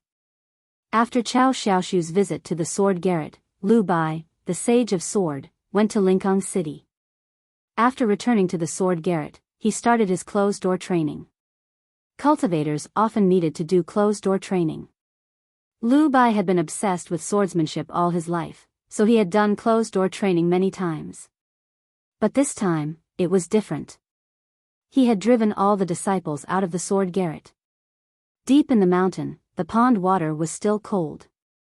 Lu Bai sat by the pond and closed his eyes to meditate. An ancient sword was floating above the pond water. He had spent decades cultivating this ancient sword to perfection. Last autumn, the headmaster borrowed it to slay the golden dragon and the immortal general. Since then, no one was qualified to use this sword. He was not qualified either. He sat facing the sword for many days and nights. The shadow of the sword fell on him and became very deep, as if he and the sword were merging into one. The ancient sword suddenly trembled slightly. Lu Bai felt it and opened his eyes to look at the sword and himself. He smiled and said, "The hot blood of a young girl is indeed the best. It can best inspire human courage." The ancient sword whistled up and flew through the cave on the peak of the mountain. The cold pond was cold, and Lu Bai was nowhere to be seen. The sacred words of the West Hill scripture to heaven echoed in front of Peach Mountain. Everyone was kneeling and praying devoutly. Only the sword in front of the altar slowly raised its head. The sword did not lower its head. Instead, it raised its head. It represented the person's attitude towards Peach Mountain, the divine hall of light at the peak, and her in the divine hall of light. The hierarch lord was the one who paid the most attention to this scene. He was furious, but also confused. He could not understand the deep hatred between the sword garret and the academy. Lu Yiqing's eyes had been blinded by Ning Ke, and countless disciples of the sword garret had died in the hands of the Tangs. Lu Bai could at most remain neutral in this war between Taoism and the academy. How could he dare to provoke the one on Peach Mountain with his sword? Tang Xiaotong's hot blood dripped on the sword and evaporated into a bloody mist, which then dispersed into the flying peach petals. The bloody mist faintly exuded an extremely proud sword intent. The believers and priests who were piously kowtowing and praying were pierced by this sword intent. They subconsciously felt a sharp pain in their throats, which made it difficult for them to speak. Divine priests like Zhao Nanhai, who had a firm Taoist heart and a profound state, were still chanting the scripture to heaven. However, the tens of thousands of believers and deacons could no longer make a sound. The voices in front of Peach Mountain became weaker, less orderly, and more chaotic. The rays of light from the autumn sun also became dimmer. Chen Pipi, who was on the white stone altar, did not know what was going on. He looked at the sky in confusion. The power of heaven and earth covering the front yard of Peach Mountain sensed the change. It was indifferent but also angry. The hierarch lord was trembling. He stood up and stared at the sword angrily. He had already guessed what Lu Bai was going to do. Even though he was shocked by Lu Bai's choice and angry that Lu Bai displeased Haotian, he actually welcomed the situation. Since the 23-year cicada cultivation did not dare to show up, then let me destroy your sword and kill you, the most powerful cultivator in the world, to rebuild the prestige of the divine halls of West Hill. The hierarch lord of West Hill was a powerhouse who had surpassed the 5 states. Now that Haotian had healed him, he was even more powerful than before. But even so, he would not be so confident when facing Lu Bai, the sage of sword. Even though Lu Bai had not surpassed the 5 states, it was not because he could not, but because he did not want to. His sword could sweep across thousands of miles. How could it not surpass the threshold that was so high in the eyes of ordinary cultivators? But now, the hierarch lord was confident that he could defeat Lu Bai. He had planned to destroy the academy at the right to light. How could he be afraid of Lu Bai? But where did his confidence come from? It came from the divine hall of light on Peach Mountain, and from the man in the hall. The hierarch's great divine sense that surpassed the 5 states was the Tianqi of Haotian Taoism. The Tianqi was a cultivator's greatest devotion and faith to ask Haotian for power. Now that Haotian was in the human world, the distance between him and Haotian was only the distance between the mountain and the foot of the mountain. The Tianqi did not need to cross the sky, and there would be no more losses. Once the Tianqi was achieved, he would have incredible power. Who could be his opponent? The hierarch stretched out his hands, facing the sky with his palms separated by the giant sedan. A majestic power descended from the divine hall of light on Peach Mountain and came to the front yard of Peach Mountain. This power was so terrifying that it was many times more powerful than the power of heaven and earth before. The hierarch looked at his new, tender palms and smiled. He was the most powerful person under Haotian. Lu Bai, Lin Wu, and even if the headmaster came back to life, they would not be his opponent. At this moment, Lu Bai's sword changed from being extremely quiet to extremely fast. It whistled through the air. The sword hilt scratched Tang Xiaotong's hand. The girl's hot blood on the sword was shaken into countless drops of blood, sprinkling into the sky. The bright but ordinary blade went straight for the hierarch's face in the giant sedan. The hierarch's shout was like thunder. He was going to use the tianqi to crush the sword. However, he suddenly realized that nothing had changed. He did not feel a trace of the magnificent divine power in his small body. Where was the tianqi? Didn't he use the tianqi? Why couldn't he feel the divine power in his body? What was going on? Lu Bai's sword did not enter the giant sedan, nor did it stop in front of the hierarch. It only followed the Academy's request and flew to Peach Mountain with sword style. The sword did not stab the hierarch, who was stunned. This sword came from the human world, but it was already above the human world. There was no one in the human world who was qualified to stain it with blood. Moreover, the person holding the sword needed to be focused. Anyone who tried to challenge Haotian, even if they were not focused, would be disrespectful to Haotian and the hierarch. It was unforgivable. The sword style came from thousands of miles away and spanned between heaven and earth. The sword flew to Peach Mountain. There were 2 clear light arrays between Peach Mountain, each more powerful than the other. Even a powerhouse at the peak of knowing destiny could not break them in a short time. But Lu Bai's sword was too fast. His sword was as fast as lightning. Lu Bai's sword was so fast that all the barriers in the world were nothing. 2 crisp sounds came from Peach Mountain. It was the glass lamp in Xiankong Temple that broke. It was the inkstone in Jishou Abbey that broke. It was the white bone in the front gate of Devil's Doctrine that broke. It was the iron on the furnace in the back of the mountain of the Academy that broke. The 2 clear light arrays broke as soon as they appeared. Lu Bai's sword turned into a sharp line and sank into the divine hall of light. In front of the altar, the chanting gradually stopped and the sword disappeared. In the giant sedan, the hierarch's figure was still extremely tall in the light. However, the way he stretched out his hands looked so funny and humiliating. The sword went straight to Peach Mountain and did not care about him at all. On the altar, Chen Pipi saw this and laughed. He thought that the hierarch was still an idiot. The hierarch was still the hierarch. He did not transform into a peerless powerhouse because his tianqi failed. How could it fail? Everyone felt that when the hierarch used tianqi, the divine hall of light on Peach Mountain had a majestic and shocking divine power. Haotian had sent the divine power, but why did it not enter the hierarch's body? Where did that majestic divine power fall? People looked at a place in the front yard of Peach Mountain with pale faces. Even the national master of the Golden Tribe and Qin Yan could not hide the shock on their faces. It was a little far from the altar, and the position was very remote. The ordinary deacons of the Divine Hall stood there, as well as the inconspicuous servants of the Revelation Institute. The majestic divine power from the Divine Hall of Light fell on the crowd there. It fell on a manservant in Sian. Haotian's divine power continued to pour into his body, and it did not stop. It looked like a bridge. One end of the bridge was on the mountain, and this end was at the bottom. That end was on her, and this end was on him. This was an encounter, and also a reunion. Then they would never be apart again. When I wrote that Lu Bai's sword was too fast, I said 2 words. It's not that I'm muddled, but my brain is muddled. In the dialect of Yichang, Hubei, the word fast can be used to describe sharpness, and the second word fast means this.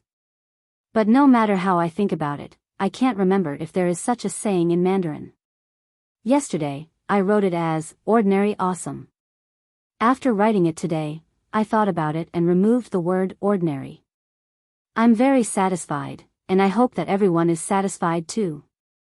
The key is not how awesome Lu Bai is, or how awesome Ning Ke will be tomorrow. The key is the encounter on the bridge. To be continued. If you like this work, please come to Chidian. Come and vote for me. Your support is my biggest motivation. Chapter 889. The bridge did not break. The majestic divine power from the divine hall of light on the peak of Peach Mountain came to the front yard and kept pouring into the body of the servant in indigo. In a very short time, his aura changed dramatically. He turned from an ordinary person to a very powerful cultivator, and his cultivation kept rising. In a flash, he reached the peak of knowing destiny state and even went beyond the 5 states. The indigo-robed manservant lowered his head. He was surrounded by divine light and his face could not be seen. The people in front of the altar did not know who he was. They did not understand why the peerless power bestowed by Haotian could enter his body when it was the hierarch who performed the Tianqi. Moreover, it seemed that it would never stop. The power that did not belong to the human world entered an ordinary human and caused a strong reaction between heaven and earth. A wave invisible to the naked eye emanated from the body of the indigo-robed manservant and spread to every corner of the human world. It spread to Cheng and Min Mountain, and even to the farthest North Sea. Without a doubt, this was the grandest Tianqi in the history of cultivation. The Tianqi state was the divine sense above the 5 states. It only appeared in the legends of the West Hill and the stories passed down by word of mouth. Ordinary people had never seen it or even heard of it. The guests who came to the right to light were either powerful cultivators or nobles in the human world. They knew about this secret.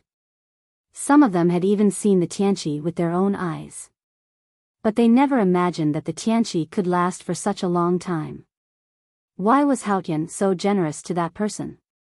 Sang Sang stood on the balcony of the divine hall of light and looked at the flowing clouds on the cliff. She was furious because the power was constantly leaving her body and entering the body of that person in the front yard of the Peach Mountain. She was in the human world, so the Tianqi was naturally grand. As for why this happened, no one in the human world knew. She knew because this had happened before. Many years ago, in the deep winter in Chang'an, she had not yet woken up. She was still that person's maidservant. When that person fought with Xiaoho, she held the big black umbrella and stood on the snow cliff by the snow lake. That night, he wanted to sing to her. So she opened up her soul to him. Then she began to sing to the snow lake and to him. She didn't want to sing for him today, but if he wanted to listen, he could. Her power entering that person's body and building a bridge between them made her extremely angry. Although it was not beyond her calculations, she was still angry.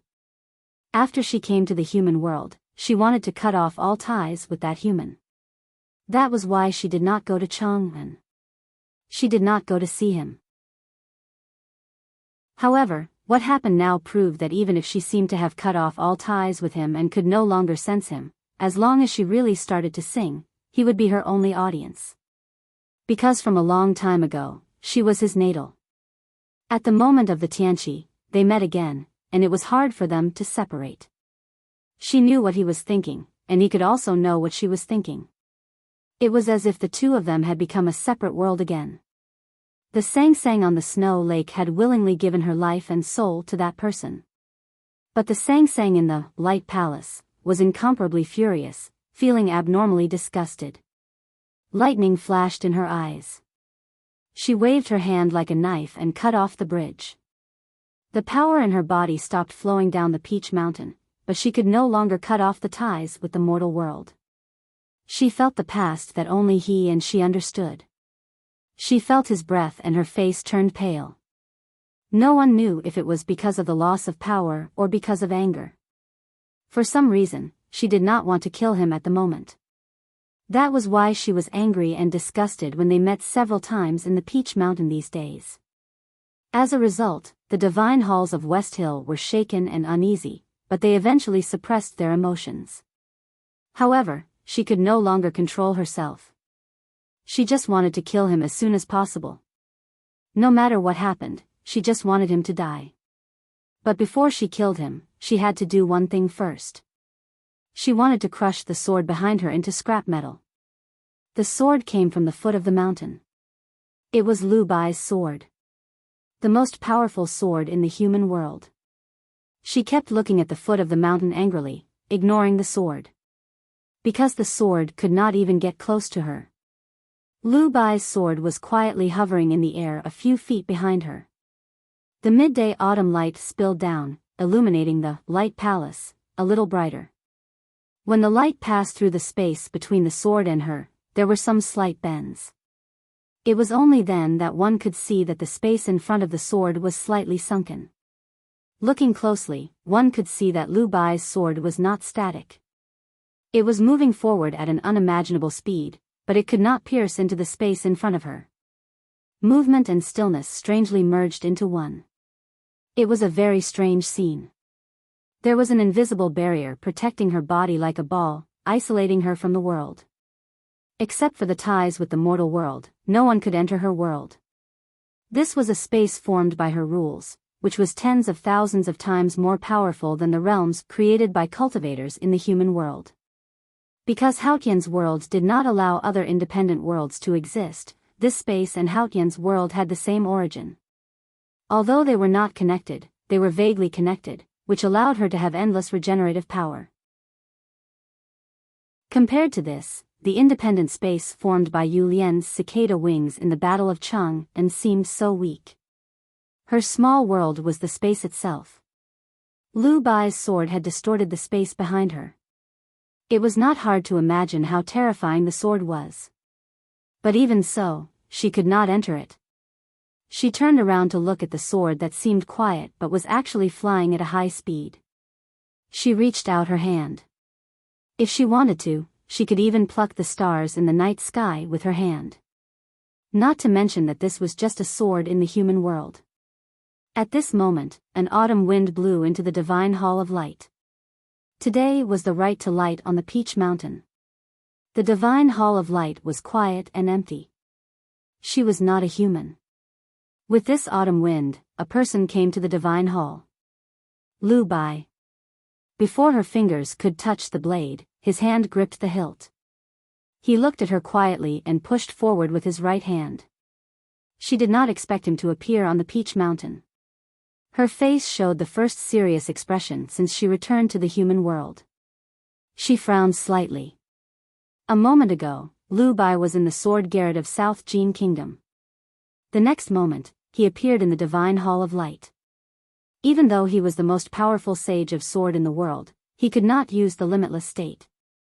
So how did he get here? She glanced at Lu Bai and saw the ancient sword. Then, she understood. The crisp sound reverberated in the quiet temple. The glazed lamp in the Xiankong temple was broken. The inkstone in the Jishou Abbey was broken. The white bones in the front gate of the Devil's Doctrine were cracked. The iron on the back of the mountain of the academy was broken. It was all because these unknown places in the human world had witnessed Lu Bai's sword. His sword could pierce through the barrier between heaven and man. Therefore, the voices of the human world were harmonious. A small crack appeared in the small world in front of her. The invisible barrier formed by the most basic rules of space was pierced by Lu Bai's sword. The gleaming sword edge moved forward by an inch, getting closer to her body by an inch. Then the inch-long sword edge started to rust at a speed visible to the naked eye. She looked at him quietly and slowly stretched out her finger. Lu Bai could not use the limitless state. How could he come to the Peach Mountain in an instant? Because his sword could travel tens of thousands of miles. And now, he was his own sword. When he held the sword hilt, he could pierce through her small world. Because he was not using the sword in his hand. He was using the sword in his heart. There was an ancient sword in his heart. The sword had killed the golden dragon and the oracle in the wilderness. Today, it became one with him and came to her. She was sure that Lu Bai was the most powerful person in the human world. But she was still expressionless. She stretched out her finger to destroy the sword in his heart. Because she was the rule of this world. Even though Lu Bai's sword could pierce through the barrier between heaven and man and space, she still had time. The eternal and cold time. At this moment, an iron arrow was shot at her back. There was no whistling sound because the iron arrow was too fast. It was almost able to ignore the distance of space. The bridge was cut off by her. The mighty divine power that fell from the divine hall of light to the front yard of Peach Mountain finally stopped. The grandest Tianqi in the history of cultivation had come to an end. The servant in indigo looked up. At this moment, his body was filled with the purest divine power. Every time he breathed, his pores were overflowing with pale white light. People still couldn't see his face clearly, but they could clearly feel the terrifying aura he was emitting. The servants around him all scattered in fear. The servant in indigo lifted his right foot and put it down. The flagstones under his feet cracked and cracked like a field after a long drought. The front yard of Peach Mountain shook slightly as if there was an earthquake. Those who stood close to him were all knocked to the ground. The soil was flipped over and an iron bow appeared in his hand. This iron bow had never been so perfect before. The bowstring was pulled to the limit by his 2 arms. People even felt that it could break at any time. The bowstring was like a full moon. He silently thought that today could finally be described as a full moon. On the bowstring that was shaped like a full moon, there was a black iron arrow. The cold arrowhead was aimed at the sacred chariot high above the front yard of Peach Mountain. The sacred chariot was covered with thousands of gauze curtains and shone brightly. It made the figure in the sacred chariot look extremely tall. The bowstring sounded. The iron arrow suddenly moved forward. The shaft and the diamond engraved on the bow rubbed violently. The talisman on the iron arrow was completed. The iron arrow left the bow, and the tail of the arrow brought with it a terrifying turbulence. Then it disappeared. At the same time the bowstring sounded, people around the altar shouted in shock. Ning Ke. Primordial 13 arrows. People around the altar still could not see the face of the servant in indigo. But they saw the iron bow and knew who he was. There was only one such iron bow in the world. This iron bow belonged to Ning Quebec Ning Ke of the Academy. Today was very tiring. I'll report the details later. There's still one more chapter that I'll continue to write. First of all, I'll thank everyone. The first one is still double the amount. I'll have to trouble everyone to vote for Jiang Yi. Thank you very much. To be continued. If you like this work, please come to Chidian. Come and vote for me. Your support is my biggest motivation. Chapter 890. The front yard of Peach Mountain was in an uproar. No one could believe their eyes. They were all waiting for the academy to come. Who would have thought that the academy had been among them all along? When Ning Ke pulled his bow and arrow and pointed it at the tall figure in the giant sedan, the people's exclamations became even more panicked. Because everyone knew how terrifying his arrow was. Back in the wilderness, Prince Long Qing, who was about to enter the knowing destiny state, was shot by Ning Ke's iron arrow and became a cripple.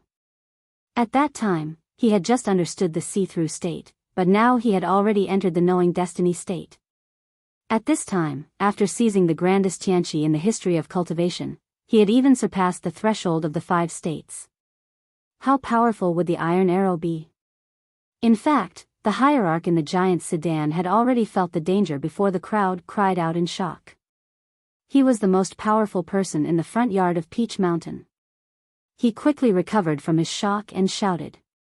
His new palms danced in front of him at high speed. Suddenly, 10 distinct auras appeared in front of the sedan. These auras had an irresistible majesty, as if they were the rules under the sky. They could be used to guide anything in the world. This was the law of heaven. Back then, the hierarch was severely injured by Yu Lian in the wilderness and became a eunuch. From that day on, he extinguished his lust for sex and finally entered Taoism with the principles of heaven. This was his natal Taoist law. He was indeed the master of the divine halls of West Hill. Even though Ning Ke had taken Haotian's divine power from Tianqi, his state was still unfathomable. How could he be killed so easily?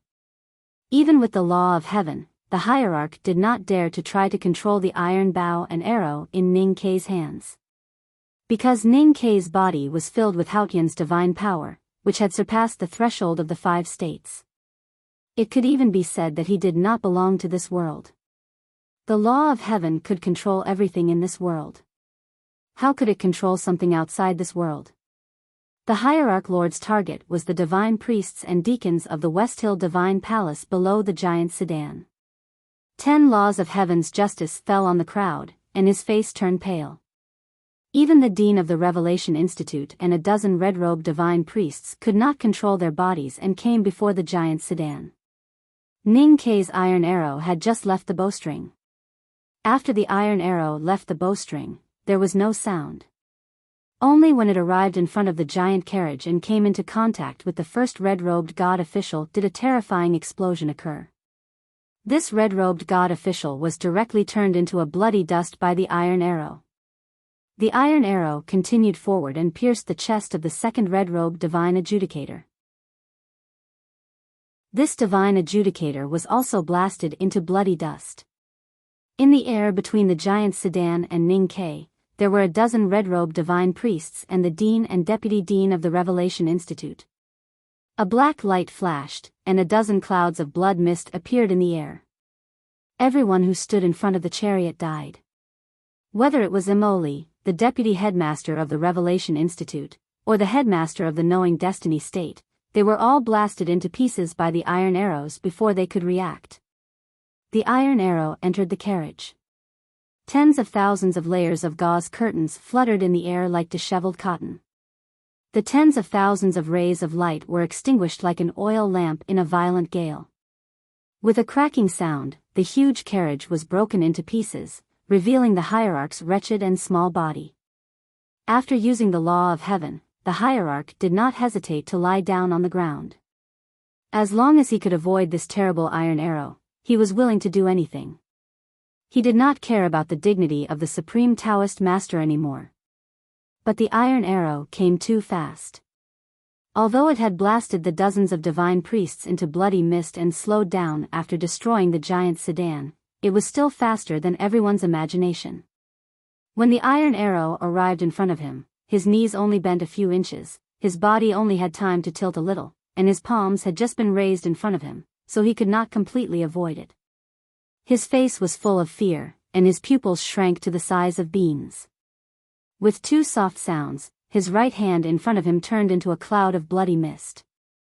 Then, his right shoulder turned into a cloud of bloody mist. Wherever the iron arrow passed, everything turned into a cloud of bloody mist. One of his palms had been cut off by Su Shi in the Shao Mountain, and another by Yu Lian in the back of the mountain of the academy. It was only because of Haotian's favor that he could be reborn. But today, his hand was gone again.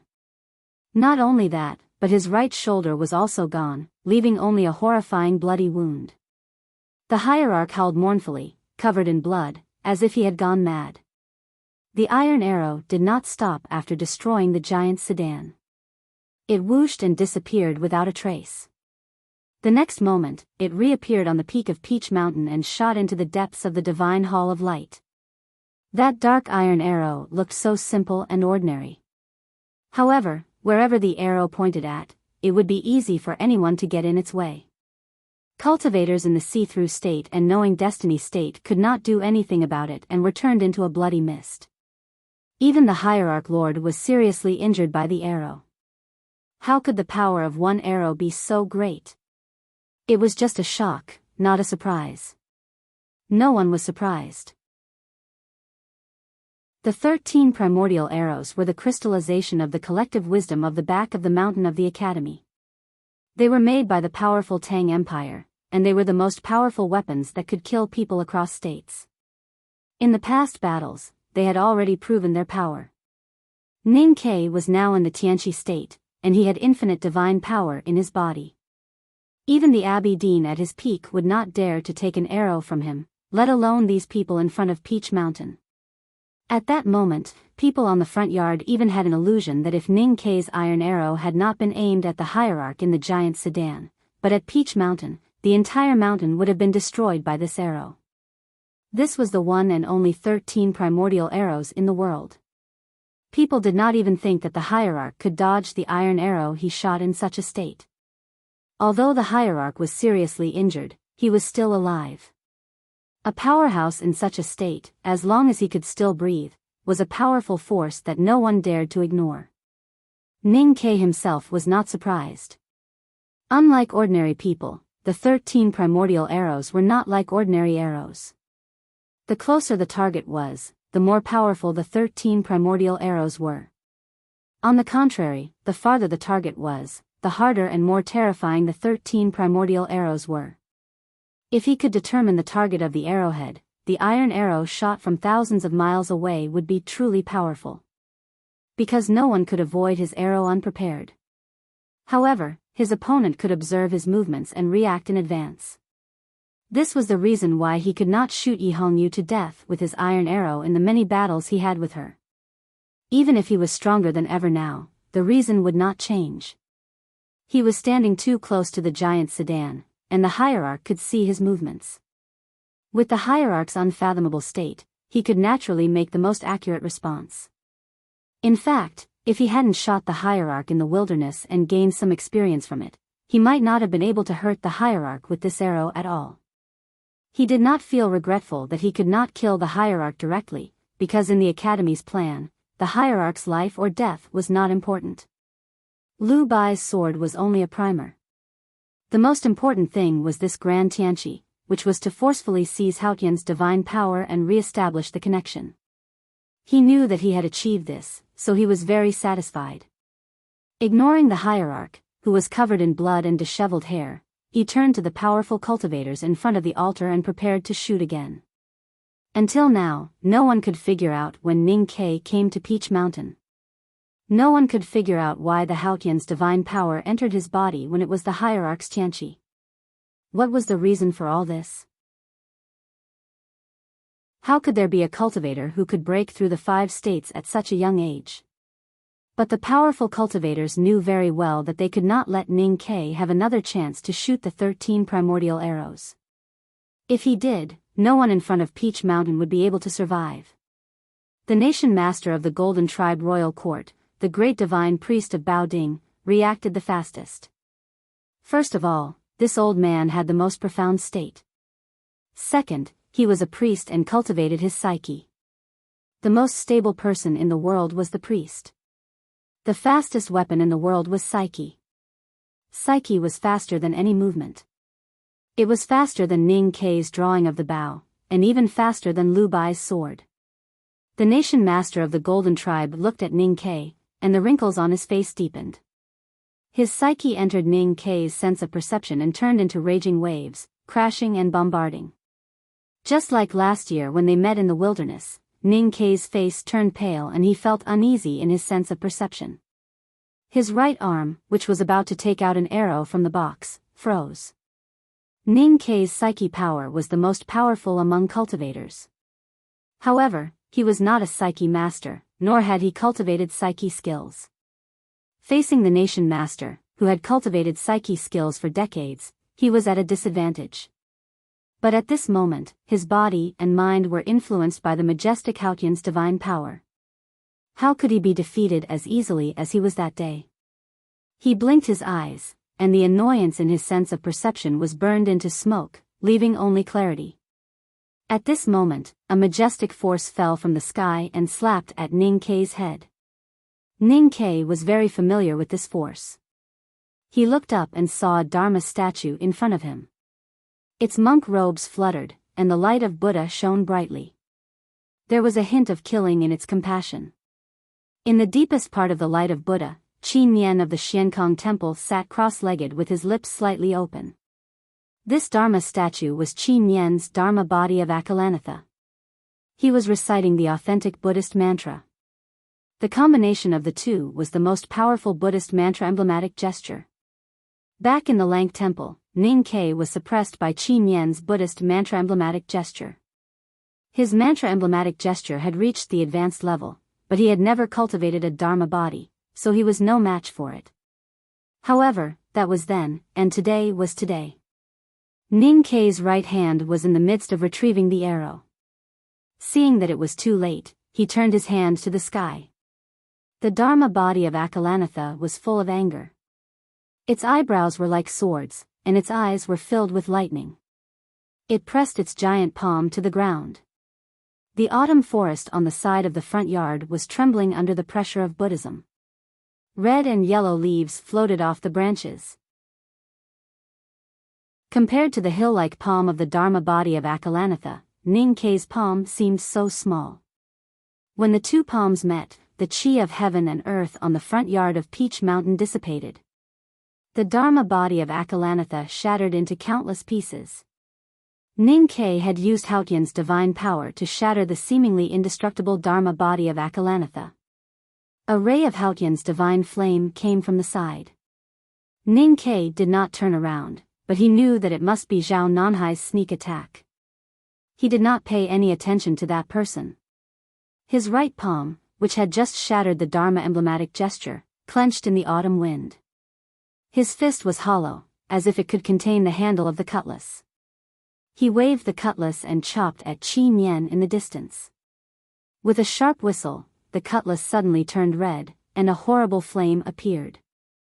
Even though Qi Nian had not cultivated his body to the level of Buddha, his body was still as strong as Vajra. However, he could not withstand Ning Ke's simple attack. His monk robe was torn, and a terrible cut appeared in front of him. Ning Ke's cutlass did not stop, nor did the whistling sound from the cutlass. The flame was burning, and the figure of the vermilion bird could be vaguely seen. The cutlass came to the front of the national master of the Golden Tribe. The national master closed his eyes and raised the ordinary-looking wooden tripod in his hand. The vermilion bird whistled again.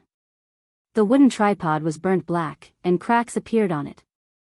In an instant, the national master seemed to have aged dozens of years. He spat out a mouthful of blood. At this moment, Zhao Nanhai's Haotian divine flame fell on Ning Quebec. Ning Ke did not seem to notice it.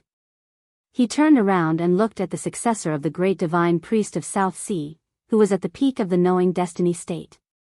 The cutlass broke through the momentum, and the man was sent flying dozens of feet away. Then he said, "Idiot." His body was being purified by Haotian's divine power. How could he be hurt by Haotian's divine flame? The front yard of Peach Mountain was dead silent. Ning Ke's body seemed to be burning, and so was the cutlass in his hand. Since there was no chance to shoot the primordial 13 arrows, he used the cutlass.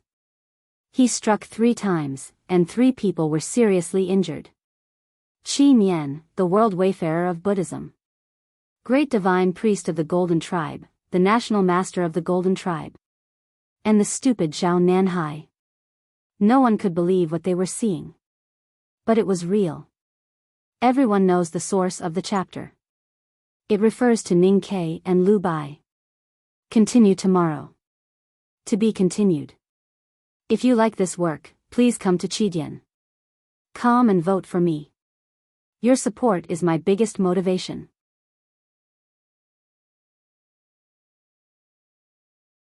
Chapter 891. The front yard of Peach Mountain shook violently. Lebu, the most powerful martial artist of the Golden Tribe Royal Court, had finally made his move. His reaction was no slower than that of the national master and Qi Nian. But because he was a martial artist, it took him some time to reach Ning Ke like a tiger. It did not matter how early he came, because he would have to retreat eventually. Ning Ke heard the whistling sound behind him. He turned his wrist and the black cutlass came back from his shoulder, hitting Lebu's fist. Previously, Lieb's fist had collided with Tang Xiaotong's iron cudgel countless times. It should be known that the seemingly crude iron cudgel was the sacred object of the devil's doctrine. But when he met it with his bare hands, there was not even a scratch on his fist. It could be imagined how terrifying his martial arts cultivation was. However, when his fist met with the iron cudgel, there was only a cracking sound. Like a wounded tiger, Lieb howled in pain. His wrist bones were all broken, and his body, which was as strong as a mountain, shook miserably and then fell heavily on the ground. At the same time, the attacks from the South Sea and the divine priests of the West Hill Divine Palace had finally arrived. Hundreds of beams of sword radiance flew at high speed toward Ning Ke's body like a storm. Everyone knew that they had to kill Ning Ke in the shortest time possible so that he would not be able to shoot a second arrow. That was why they risked their lives and attacked one after another. However, due to the difference in their cultivation states, the order of their attacks was different.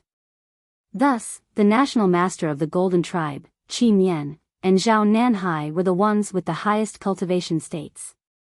Lieb was slightly inferior, and the rest were even lower. But this did not mean that the last round of attack was weaker than the first. There were too many people involved. Except for Lu Yiqing, monk Guanhai of the Lank Temple, everyone else had combined their strength. If it was a dense rain of swords, no matter how good one's movements were, he would not be able to avoid it. But Ning Kei's bladesmanship had been trained in the Min Mountain wasteland. He was very familiar with it.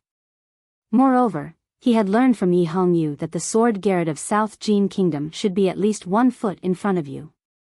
Once he used it, even rain could not wet his clothes, not to mention the rain like flying swords. What was shocking was that Ning Kei did not choose to dodge, nor did he brandish his blade to protect himself. Except for the Taoist sword that cut down an old divine priest from the South Sea, he did not even look at the other flying swords that attacked him. Hundreds of flying swords pierced Ning Kei's body. From the outside, he seemed to have become a hedgehog. However, in an instant, the hundreds of flying swords broke into pieces and fell at Ning Kei's feet like rotten straws. Most of the attacking Taoist swords could not even pierce through the divine light surrounding him. Even the Taoist swords from the West Hill Divine Palace and the South Sea who were in the knowing destiny state could only pierce through his clothes and touch his skin. They lost all their power and were instantly shattered. After cultivating the Great Spirit, Ning Kei's body was already as hard as iron. At this moment, his body was filled with the majestic Haotian's divine power. Using the Great Spirit, he filled his body with the divine power, making him even more golden and jade-like. He was even close to the immortal state of the Devil's Doctrine.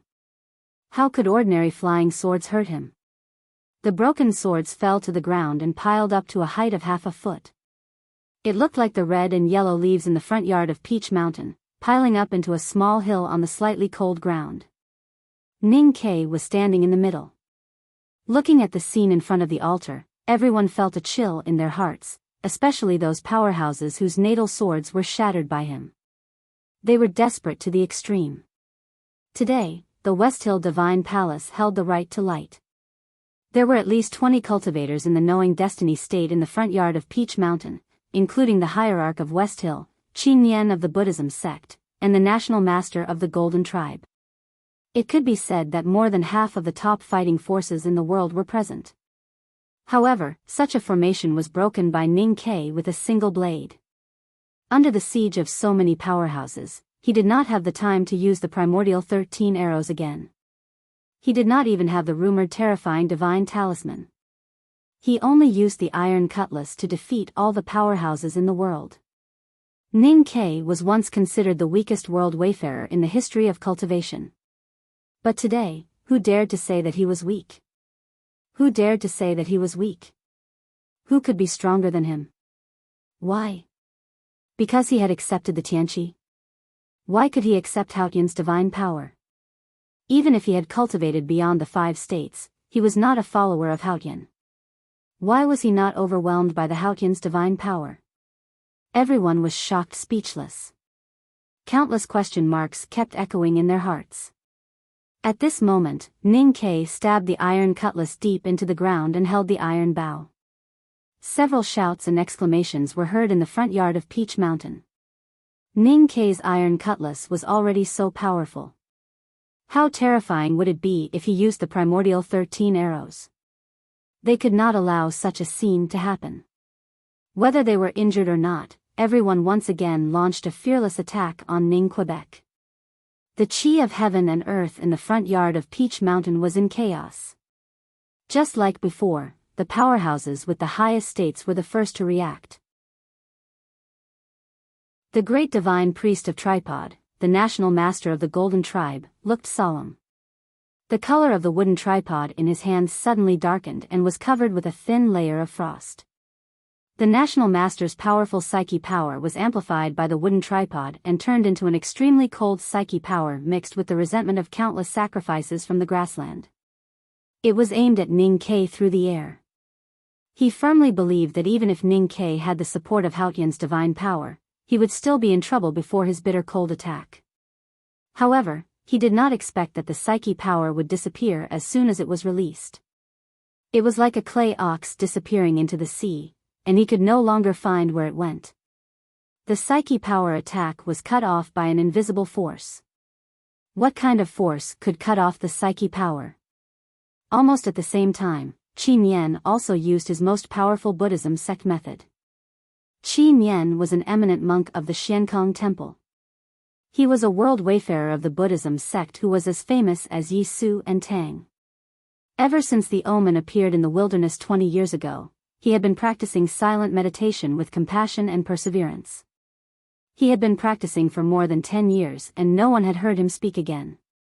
He did not speak even when he was facing the Devil's Doctrine Grandmaster, 23-year cicada cultivation, who was hiding in the forest by the snow lake in Chang'an.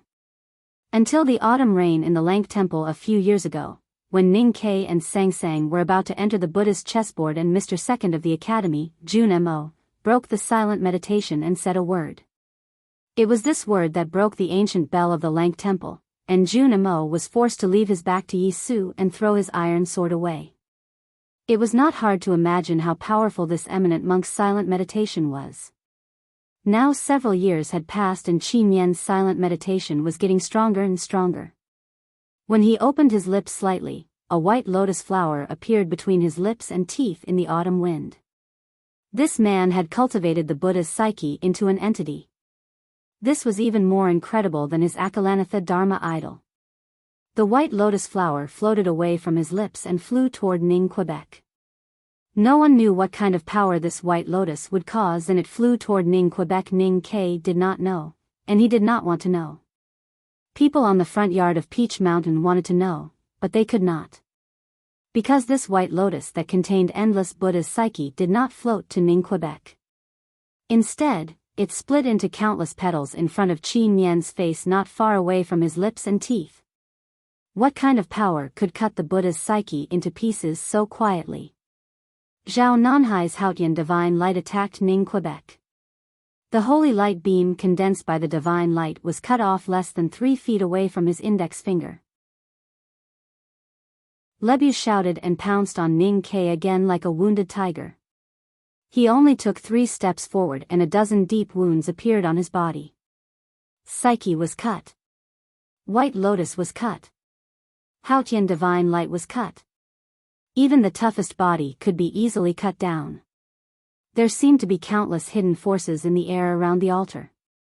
Those forces were so sharp that they could cut everything in the world. What kind of power could be so terrifying? The broken divine light splashed around miserably. The Buddha's psyche released by the broken white lotus twisted the light. Lebu's blood sprayed like a waterfall. Among the divine light and the blood, there were some looming lines. Those lines were the source of the power. Those lines looked messy, but they were actually in groups of 2. They were the talismans. Dozens of talismans appeared in the air in front of the altar. Those were Ning Ke's most powerful divine talismans. Those were the divine talismans that had cut the Abbey Dean into pieces in Chang'an. No one saw how he made the talismans, because no one knew that he was not only making the enemies retreat, but also writing talismans. Every cut was a line, and 2 cuts were a talisman. E-talisman. The E-talismans were floating in front of the altar. No one dared to attack Ning Ke anymore. Even the most arrogant and powerful cultivators dared not to be presumptuous in front of these simple characters. The Abbey Dean was a good example. People were shocked speechless, not only because of Ning Ke's miraculous way of writing talismans, but also because he had written so many divine talismans in such a short time. A talisman master needed talent. Not everyone could be a talisman master. But someone like Qi Nian certainly knew some basic principles of talisman Taoism. If writing talismans could be described as writing, then the psyche power of a talisman master would be the ink used to write talismans.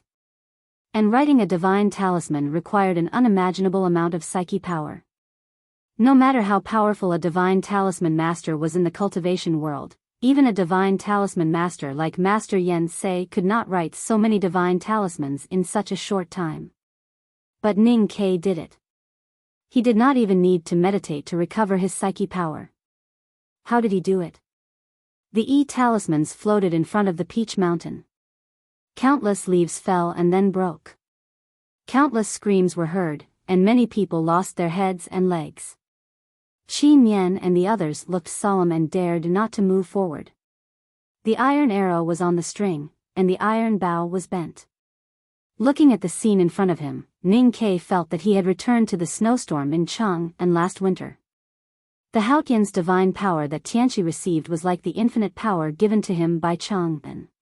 With this power, he could do many things that others could not think of. He could write many divine talismans. He was full of confidence even when facing the Abbey Dean. It was a very good feeling. This feeling was called invincibility. Only one chapter today. I am not in a good state and can't understand it. 3 chapters tomorrow. To be continued. If you like this work, please come to Chidian.com to vote for me. Your support is my biggest motivation.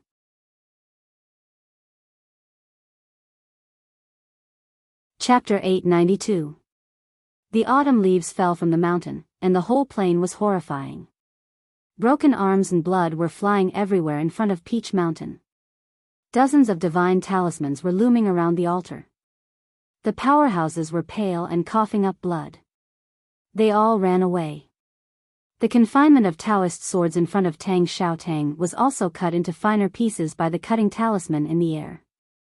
It was a horrible scene. The hierarch lord, who was covered in blood, stood up from the broken chariot. He did not care about his injuries at all. He yelled and struck out with his left palm. Then, several streams of solemn aura attacked Ning Ke's body from afar. The academy believed in taking things for granted. As long as one had reason, one's state of mind would be strong enough. The hierarch used the law of heaven. The human world was still the world of Haotian.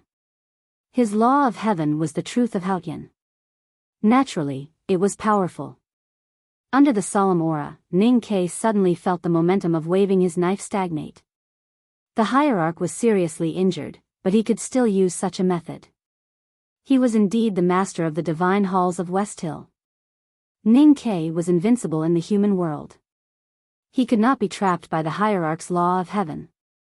He tried to break it with his mind, but it still took him some time. The hierarch shouted, "Set up the array." In this extremely short period of time, over 1,000 divine priests on the front yard of Peach Mountain, no matter how badly injured they were, sat cross-legged on the ground and began to pray to Haotian.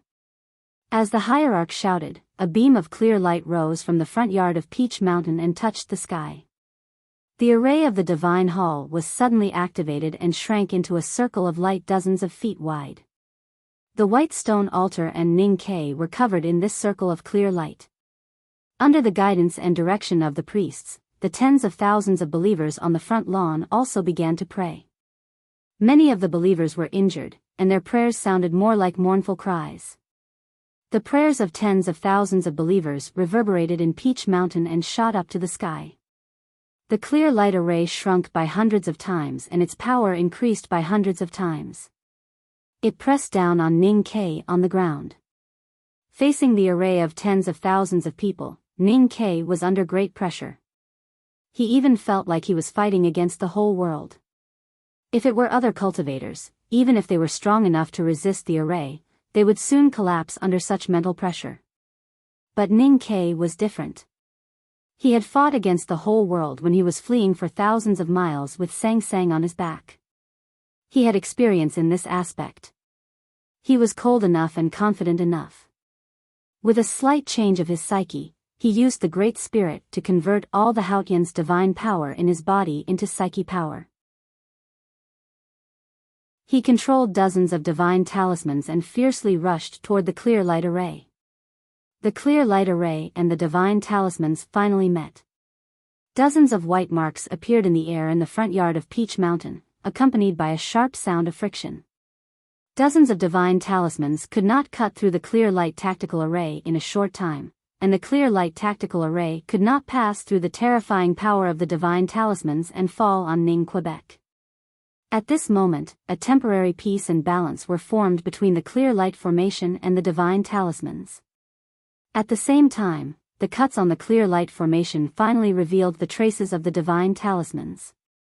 People on the front yard of Peach Mountain looked at the dozens of divine talismans surrounding the altar and in the air. They could not help but shiver. They did not see any loopholes. There were no divine talismans floating in front of the altar. But Ning Ke had already pulled his iron bow and aimed the iron arrow at that place. The divine halls of West Hill sat in the south facing north. The front yard of Peach Mountain was the only way to go up the mountain. Ning Ke stood in front of the altar and aimed his iron bow at the north. What did he want to do? It would take a long time to describe the battle. But in fact, from the moment the divine hall of light sent Haotian's divine power into Ning Ke's body, to the moment he shot the hierarch and defeated all the powerful enemies, to the moment the divine talismans shocked the Peach Mountain and the clear light array covered everything, it all happened in a flash. Many people died before they knew what happened. The prayers of tens of thousands of believers and thousands of divine priests and deacons were still echoing in the front yard of Peach Mountain. It was dead silent around the altar. Other than the sound of the talismans cutting the clear light array, nothing else could be heard. The powerhouses of the cultivation world retreated to a distance. They looked at Ning Ke standing in front of the altar and the iron bow in his hand. They were shocked and speechless. No one tried to stop him. They could only wait. Talisman Taoism was undoubtedly the most powerful weapon in the cultivation world. For a divine talisman master, it did not make much difference whether he was fighting one enemy or 10. But talisman Taoism had its flaws. No matter how powerful the divine talisman was, it was still limited by distance. Moreover, the talisman spirit could not last forever. As time passed, it would eventually dissipate into nature. Even though they were suffering from Ning Ke's arrows, the national master of the Golden Tribe and Qi Nian were the top figures in the cultivation world. They quickly figured out what was the most important thing to do at this moment. They retreated to a distance away from the attack range of the talismans and waited for the divine talismans in front of the altar and Ning Ke's Haotian's divine power to dissipate. As for the primordial 13 arrows, they could only pray that Ning Ke did not bring too many iron arrows, or that he would not choose them as his next target. There was no other way. After a short silence, an old and angry voice rang out. The second successor of the South Sea, the old divine priest, pointed at the sacred sedan of judgment with his bloodied hand and shouted, "Yi Hongyu, how dare you collude with the Academy?" Previously, when the South Sea challenged the West Hill Divine Palace, Yi Hongyu had killed one of their people. Even this old divine priest, who had an extremely high cultivation state, had lost his finger to her unbelievable methods. He was blaming Yi Hongyu now, not because of the previous grudge, but because of it. At this moment, only he would pay attention to what Yi Hongyu was doing. Only then did he realize that when all the powerhouses were risking their lives to attack Ning Ke, the sacred sedan of judgment did not move. Yi Hongyu did not attack at all. Now that Ning Ke's talismans were floating around the altar, all the powerhouses were forced to retreat, but the sacred sedan of judgment still did not move. Yi Hongyu was still sitting quietly in the sacred sedan. She was not attacked by the talismans. Ning Ke did not even look at her. Other than colluding with the Academy, what other explanation could there be? Only Ning Ke and Yi Hongyu could explain all this. Ning Ke did not attack her not only because he did not want to, but also because it was part of the Academy's plan. Naturally, he would not explain to the West Hill Divine Palace. Yi Hongyu did not give any explanation. She just looked at a spot with mixed emotions. She was looking at that spot when the powerhouses were attacking Ning Quebec. She was still looking at that spot when Ning Ke used dozens of terrifying divine talismans. She did not fight or dodge. She just looked at that spot without blinking. She looked at the top of the stone steps behind the altar, at the spot where the giant sedan had been.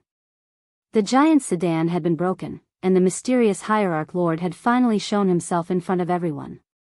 It was a wretched, skinny, dark and short old Taoist priest. The West Hill hierarch lord's true body looked like this. If it had been any other day, it would definitely have shocked the cultivation world. However, today was the right to light, and life and death were at stake. Who would notice this? Even if they did notice it, who would keep watching when it was a matter of life and death? Yi Hongyu kept looking at the hierarch, as if to her, this matter was more important than life and death. Ning Ke did not know that she had been looking behind him. This part of the academy's plan was made by third sister. He did not even know the reason. He was thinking about something else. Many things that had happened to him had shocked and confused the powerhouses in the front yard. For example, when did he surpass the threshold of the 5 states? Why did he have Tianqi? Why did he not die after enduring so much Haotian's divine power? It was all because he was himself. He did not break through the 5 realms, but he could use a divine skill above the 5 realms, and he could only use that one divine skill, Tianqi. This was due to the special relationship between him and Haotian. As for why he did not break the 5 states and was not a devout follower of Haotian, it was because of his body and experience that he did not die from the Haotian's divine power. Last year, when he fought with the Abbey Dean on the snow street, the God-stunning array poured all the chi of heaven and earth in Chang and into his body through the array I pestle. He had endured even more than today. He could survive that day, not to mention today. Ning Ke knew that just like the battle in Chang'an, the divine power from Haotian was like the natural chi of heaven and earth. It would gradually dissipate and could only last for a while. Moreover, there were not many iron arrows left in the box. If he had an endless supply of iron arrows, he could stand on top of Chang'an and suppress the whole world. Why would he take the risk to come to Peach Mountain? The divine talisman of E, floating around the altar would disappear at some point. If the divine talisman could last forever, his master Yen Sei would have already trapped the sword Garrett of South Jin Kingdom. His invincibility could only last for a while. What he needed to do was to complete his mission within this period of time. He looked back at Peach Mountain and the divine Hall of Light. As he moved, the powerhouses in the front yard suddenly remembered that Lu Bai's sword had entered the divine Hall of Light. If there was a battle there, it would be the most terrifying one. Because it was a battle between the human world and Haotian. In the divine Hall of Light, Sang Sang raised her right hand and plucked the dark iron arrow from the air. It was as if the iron arrow had been quietly hanging by her hand, waiting for her to pluck it. Her hand could pluck the stars and cover the moon, let alone an arrow. The iron arrow became dim between her tender white fingers. She threw the iron arrow to the ground and looked at Lu Bai. Lu Bai held the hilt of his sword and looked at her. When they looked at each other, there was no longer a gap between them. Countless messages were passed between them. She knew that this human was known as the most powerful person in the world. If he was given enough time, he could become as powerful as that madman. But now was not the time. According to heaven's design, he should not be able to reach this stage. What had happened to him? And even if he had reached this stage, why didn't he continue to wait for hundreds of years until he was at his strongest? She raised her question to Lu Bai. Lu Bai gave a very serious answer. In front of the verdant canyon, I watched Jun Mo and Yi Su's swordsmanship. Li Man asked someone to bring me an aura, which was the Academy's view of the human world. I was enlightened. In Lingang, I saw Yi Su preaching in a shabby alley. In the end, I bathed my sword with hot blood. I was enlightened. It's not easy for an ant to shake a tree. My swordsmanship does not surpass the 5 states. If there is a threshold above the 5 states, I can cut it, even the infinite state. When the sword falls, it cuts myself. Looking at the world, the Abbey Dean is useless. Li Man is not good at fighting. The drunkard and the butcher are just 2 pieces of rotten meat. My swordsmanship is invincible in the human world. That is why I hate them. What hate? I hate not being able to exchange swords with Kuhauran. I hate not being able to drink with Lotus. I hate not being able to be born 1,000 years ago and fight against the light in the wilderness. I hate not being able to be in the same generation as the headmaster. My predecessor has already passed away and the latter has yet to arrive. I want to draw my sword and challenge the heavens. However, the gate of the divine kingdom has been destroyed and there is no way to ascend to heaven. Lu Bai looked at her in front of the sword and said, I don't miss heaven and earth. I just want to cry. At this time, you came to the human world. How can I not come? It's not easy for an ant to shake a tree. Why do you dare to come to the Peach Mountain? This is heaven's question. I am invincible in the human world. Who else can I fight but heaven? This was the answer of the sword of the human world. What is the purpose of human cultivation? In the words of Haotian Taoism, it is a gift from Haotian. But for the academy and people like Lu Bai, cultivation has nothing to do with Haotian. It is just a means to make human beings stronger. At the end of cultivation, they will raise their swords to heaven. Kuharan did it. The headmaster had been doing it for 1,000 years. The academy was still doing it. Now it was the turn of the most powerful sword in the human world. Lu Bai was a sword. The sword in his hand used to be the most powerful sword in the human world. Now he had become a sword and merged with the sword of the human world used by the headmaster. How powerful would he be? This had never happened in the history of cultivation. As he said, he did not break through the 5 states. In the past, he did not dare to break through. Later, he did not care. Now, he did not care. Since he was a sword, if there was a threshold in front of him, he would cut it. As for whether the sword would fall on him as she said, he did not care. Because to him, this was the only thing that was interesting. Hundreds of disciples knelt in front of the sword garret of South Jin Kingdom thousands of miles away.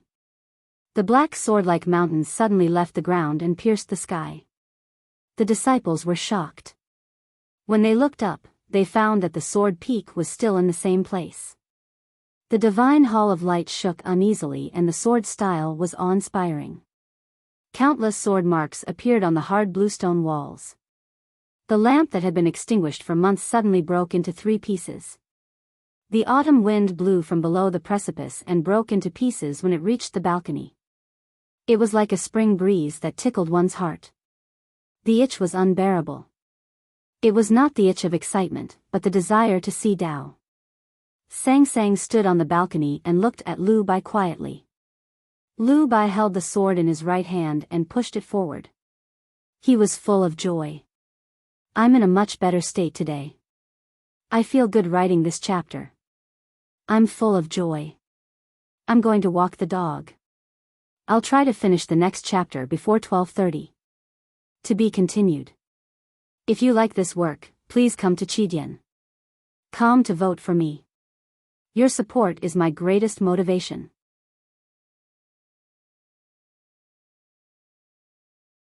Chapter 893. The edge of the sword went in another inch. Lu Bai's sword was 2 inches into Sang Sang's world. In front of Haotian, a short distance was the end of the world. This meant that his sword had already traveled tens of thousands of miles. Lu Bai was not the first person in the human world to challenge Haotian, but he was the one closest to Haotian. It was not because he was stronger than Kuhaoran or the headmaster, but because Haotian was in the human world. Heaven and man should be separated forever, but there must be a big barrier between them. In this battle in the divine hall of light, it was the invisible barrier. That was Sang Sang's small world. How could Lu Bai's sword pierce into her small world? That was because his sword contained the peak of the sword garret of South Jin Kingdom and the narrow streets in Linkong. It contained the memory of the headmaster slaying dragons and gods in the wilderness, the aura of the human world sent by the academy, decades of hard work, the courage of all the defiance of heaven, and the boundless world. He used the boundless world to break heaven. Hearing the prayers coming from the foot of the mountain, Sang Sang waved her sleeves and a breeze blew down the Peach Mountain. She turned a blind eye to the sword that was getting closer and closer to her. Lu Bai's sword was corroding at a speed visible to the naked eye. The bright blade became dim and a layer of greenish-red rust appeared like a cocoon. The rust continued to spread into the sword. She was the rule of this world. Even though she could not reverse the cause and effect, she could perfectly control the most basic and powerful rules in her own small world. These were her weapons. She used time to face the boundless world between Lu Bai's sword. No matter how prosperous the human world was, there would be a moment when the everlasting night came. No matter how green the mountains were, there would be a time when the autumn wind blew and leaves fell. Those great, brave, elegant, and worldly things were all weak in front of time. Lu Bai's sword moved another inch. The inch of blade that entered Sangsang's small world instantly showed signs of rust. His sword was getting closer to her. His sword was being eroded by time. This was the closest she had been to the human world since she came to the human world. The distance between heaven and man was less than 3 inches. She did not know that Lu Bai's human sword was 1 inch closer to her. Or did she see the human sword as a rusty iron rod at the bottom of the river? A gust of wind blew out of the divine hall of light and landed in the front yard of Peach Mountain. The sect leader's shoulder was heavily injured and was currently bleeding profusely. When the cool breeze brushed past it, the bleeding stopped, and then it slowly recovered at a speed visible to the naked eye. New flesh grew out continuously. The powerful cultivators who had been seriously injured by Ning Ke felt refreshed by the breeze. Especially those devout followers of Haotian except Qi Nian, they found that their injuries were recovering. The dead in the pool of blood could not be resurrected, but those who were still alive felt the mercy and love of Haotian, and felt the miraculous power. Therefore, the prayers of tens of thousands of people became more pious and orderly, filled with awe for God and faith in the light. The great array of clear light of the West Hill Divine Palace seemed ordinary. It was first broken by Lu Bai's sword and then by Tang Xiaotong's iron rod. At this moment, it had shrunk to a radius of 100 feet. Its true power was revealed in the prayers. Because of the great array of clear light, Ning Ke could not kill all the powerful cultivators in the front yard. He did not have enough iron arrows, nor could he write more divine talismans. The altar was empty except for Ning Ke, Chen Pipi, and Tang Xiaotang, as well as the lonely divine hall of judgment. Everyone, including the hierarch, stayed far away. No one dared to stand in front of his iron arrows. Looking from the altar to the north, it was obvious that there was an empty passage. Logically speaking, Ning Ke should have left. If he was alone, no one could stop him now that Haotian's divine power was invincible. But he did not take the risk to leave Chang'an and come to the West Hill Divine Palace just to kill a few powerful cultivators for the academy. What he wanted to do had just begun and was far from over. Moreover, Chen Pipi and Tang Xiaotang were still in front of the altar. Ning Ke felt that the Haotian divine power in his body was slowly draining away. Even though the rate was not fast, if this continued, there would be a moment when his divine power would be exhausted. The talisman floating around the altar and in the sky was swaying in the wind. He did not know how long it could last. He did not turn around and said to Chen Pipi, "Let's go." It was a simple word and an unquestionable arrangement. Chen Pipi did not hesitate and walked down the altar. He supported Tang Xiaotang, who was covered in blood, and walked out of the Peach Mountain. He did not even look back at Ning Quebec. Tang Xiaotang was confused and asked, "What about youngest uncle?" Chen Pipi still did not look back.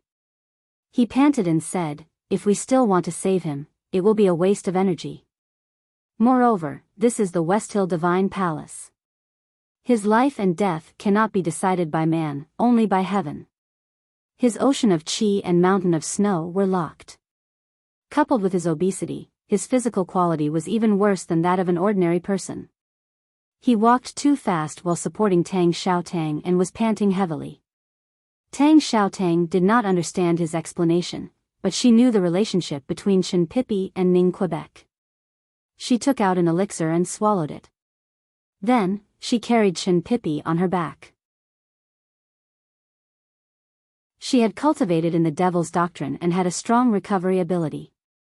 Moreover, she had taken the elixir made by 11th Uncle Wang Qi. Although she was still weak, she was much faster than Chen Pipi. She knew that Ning Kai had taken a great risk to buy time. Therefore, she carried Chen Pippi on her back and rushed out of the front yard without hesitation.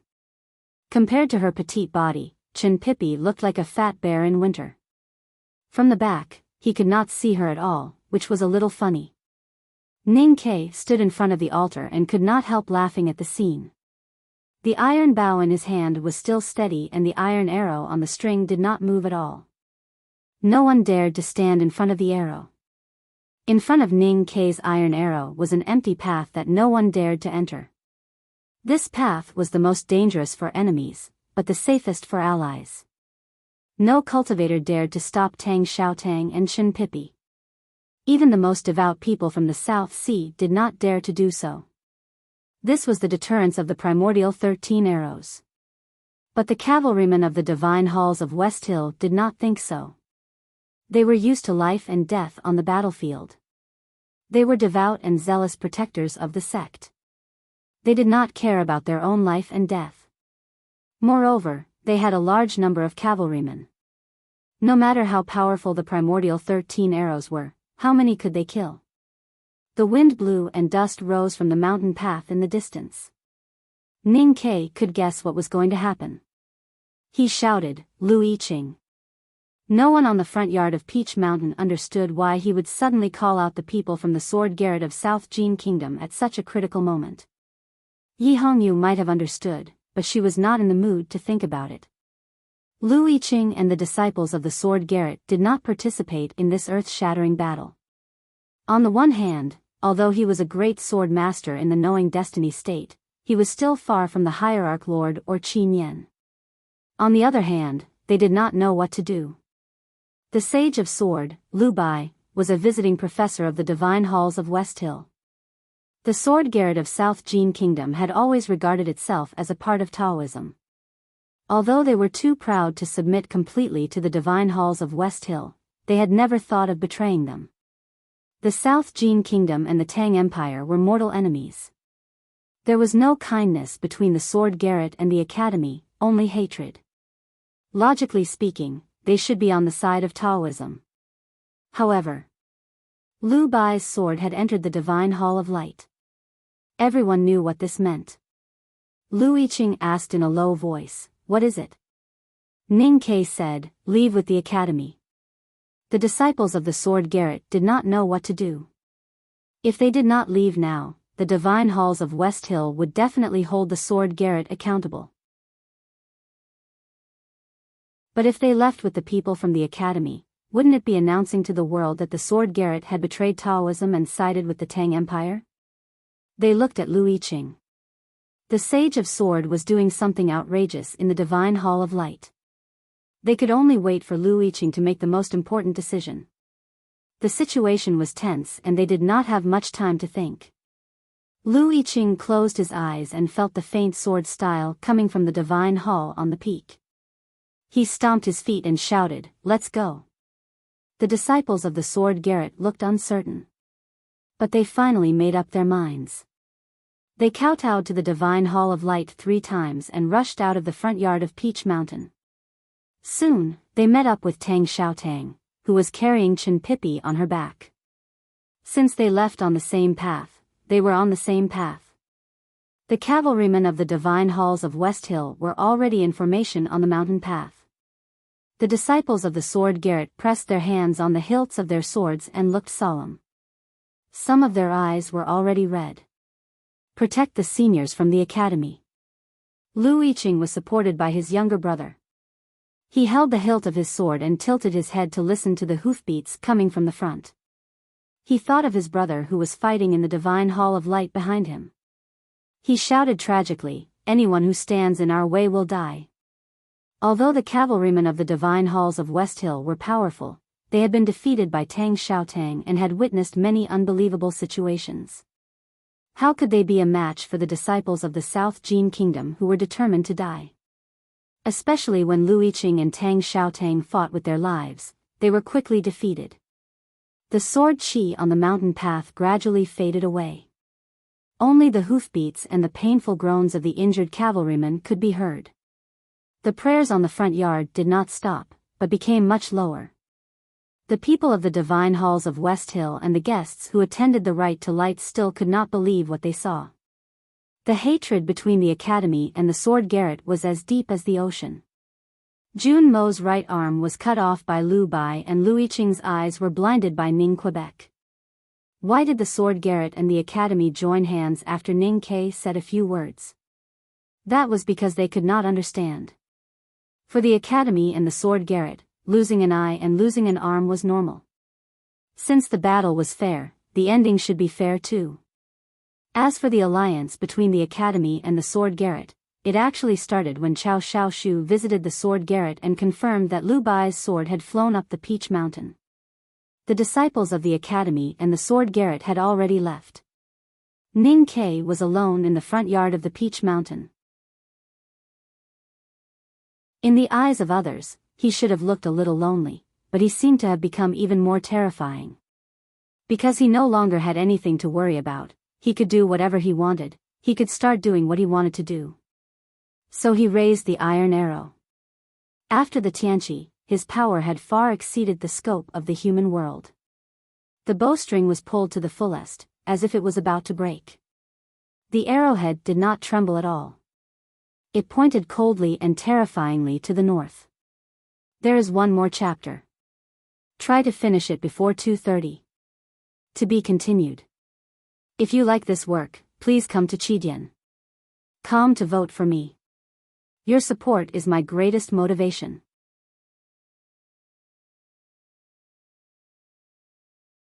Chapter 894. What was the most famous and terrifying weapon in the cultivation world? It was not the headmaster's cudgel, Kuharan's sword, the chief preaching monk's iron staff, or the abbey dean's psyche. It was a bow and arrow. In the eyes of future generations, the primordial 13 arrows was undoubtedly a milestone weapon. Its power was so great that it made people speechless. It was a pity that only the Academy in the Tang Empire could create such a weapon, and only Ning Ke, a freak who cultivated both Taoism and talisman, could use such a weapon. The primordial 13 arrows ignored space and even seemed to break free from the shackles of time. The iron arrow was made of the toughest material in the world. How powerful would it be when it was fully released? When Ning Ke was in the see-through state, he could cripple Long Qing with one arrow. When he was in the knowing destiny state, he could make all the powerhouses in the Lank Temple flee. Today, he had entered the Tianqi state and killed more than 10 powerhouses from the divine halls of West Hill with one arrow. He had even driven the hierarch Lord crazy. No one could completely avoid the primordial 13 arrows in the Tianqi state. Other than the chief preaching monk of Xiankong Temple, no one could. At least not the people in front of Peach Mountain. Looking at the bow in Ning Ke's hand and the dark iron arrow, the people on the front yard of Peach Mountain felt a chill run down their spines. Some even felt weak in the knees. They could not imagine what they would do if the arrow was aimed at them, or even if it was aimed at them. They had never thought that they would face the threat of such a terrifying iron arrow at such a close distance. But in fact, it was also a kind of luck. The real power of the primordial 13 arrows came from its silence and unpredictability. Because it could fly through the air with talisman intent, there was no such thing as range. Therefore, distance was not a concern. In fact, the farther away the better. Everything was relative. There was no such thing as a perfect weapon in this world. The primordial 13 arrows also had a flaw. Or rather, the flaw lay in Ning Ke who held the bow. The farther the distance, the more powerful the primordial 13 arrows would be. But the problem was that if the distance was too far, beyond the limits of human vision, he would not be able to aim at the target. Xia Ho's tall and burly body would become the tiniest dot from thousands of miles away. No human could see him with the naked eye, not even the headmaster. Back in Tianqi Mountain, Ning Ke was able to shoot Long Qing from more than 10 miles away with his psyche power instead of his eyes. Long Qing's misfortune was that he had just seen through the confinement made of firewood and was about to enter the knowing destiny state. He was as bright as the sun in Ning Ke's sense of perception. With Ning Ke's current cultivation state, if he wanted to aim at a target far away, he needed to be at least at the peak of the knowing destiny state and completely release his state. It would be best if he could break through the realm. Who would release their full power at the exact moment he drew his bow? Why should the target coordinate with his aim? Who would break through the realm when Ning Ke was shooting arrows? It was not every day that someone broke through the realm in the cultivation world, not to mention the moment when he shot the arrow. Not everyone would be as unlucky as Long Qing. Although the powerhouses present were not very clear about the secrets of the primordial 13 arrows, they had vaguely deduced some principles from the experience of fighting with Ning Ke over the years. Therefore, when they saw him draw his bow to the fullest, they were extremely nervous and anxious and wanted to know who he was going to shoot. Where would his iron arrow be shot to? Ning Ke raised his iron bow and looked to the north quietly. He was not looking with his eyes, but with the psyche power in his sense of perception. He was using his psyche power to perceive the world, and the projection of the world became an ocean in his consciousness.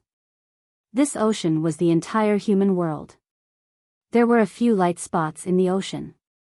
There was a thick and bright light spot in the extreme west, and the light spot in the northeast was even bigger and brighter. Only by looking closely could one find that there were actually 3 light spots there. There were also light spots around him, especially the unfathomable sea of light behind him. Ning Ke was now in the Tianqi state. Excluding some cultivators who might be breaking through the realm, these light spots that he could sense belonged to the powerhouses. The brighter the light spot, the higher the state of that person was. The unfathomable sea of light behind him was, of course, her. She was so bright that she had completely covered Lu Bai's aura. The thick and bright light spot in the extreme northwest was, of course, the chief preaching monk of Xiankong Temple. The 3 light spots in the northeast were, of course, the eldest brother, the drunkard, and the butcher. All the powerhouses were in his eyes. At this moment, he seemed to have become the high-end version of the hand scroll of the tomes of arcane. This was unreasonable, because he was not in tomes of arcane, but a human being. There was no reason for the human world to become the ocean in his consciousness. Many years ago, on the journey from the city of Wei to Chang'an, Liu Qingchen, the guide of Ning Ke's cultivation, had a conversation with him. During that conversation, Ning Ke said that when he was meditating in his dream, he once felt a sea. At that time, Liu Qingchen thought that was just a dream, and that he had no potential for cultivation. Because during the initial awareness state, the range of one's perception of heaven and earth was the size of a cultivator's potential. In the recorded history, Lu Bai had the strongest perception at the initial awareness state. When Lu Bai was at the initial awareness state, he saw a magnificent yellow river. How could Ning Ke see a sea? But now he really saw a sea at the foot of the Peach Mountain. I think I'm the sea, Ning Ke said to himself. During these years after he could cultivate, he had recalled the conversation with Liu Qingchen many times. It was not until this year that he realized that it was all because of Sang Sang. When he was meditating in his dream, he held Sang Sang in his arms.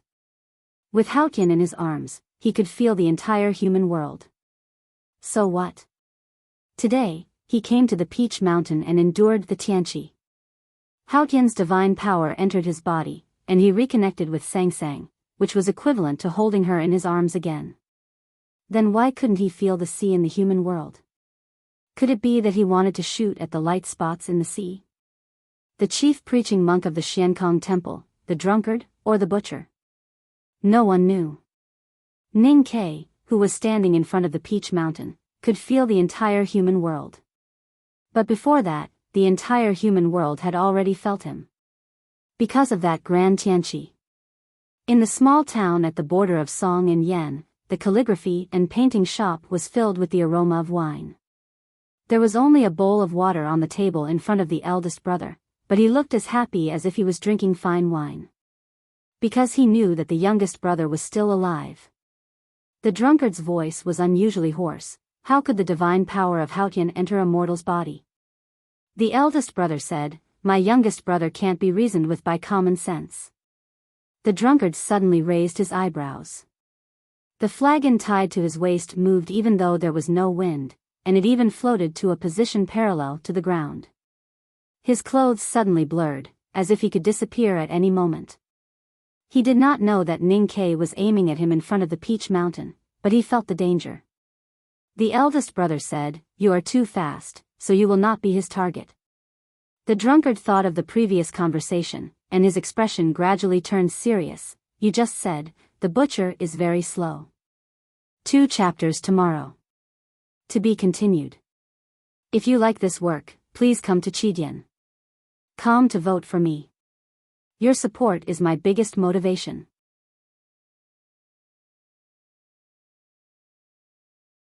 Chapter 895. There were 4 pig trotters on the chopping board. The trotters had been de-haired and watered. They looked like tender lotus roots that had just been plucked from the mud. A thick knife slid across the chopping board. The yellow straw paper unfolded like lotus leaves.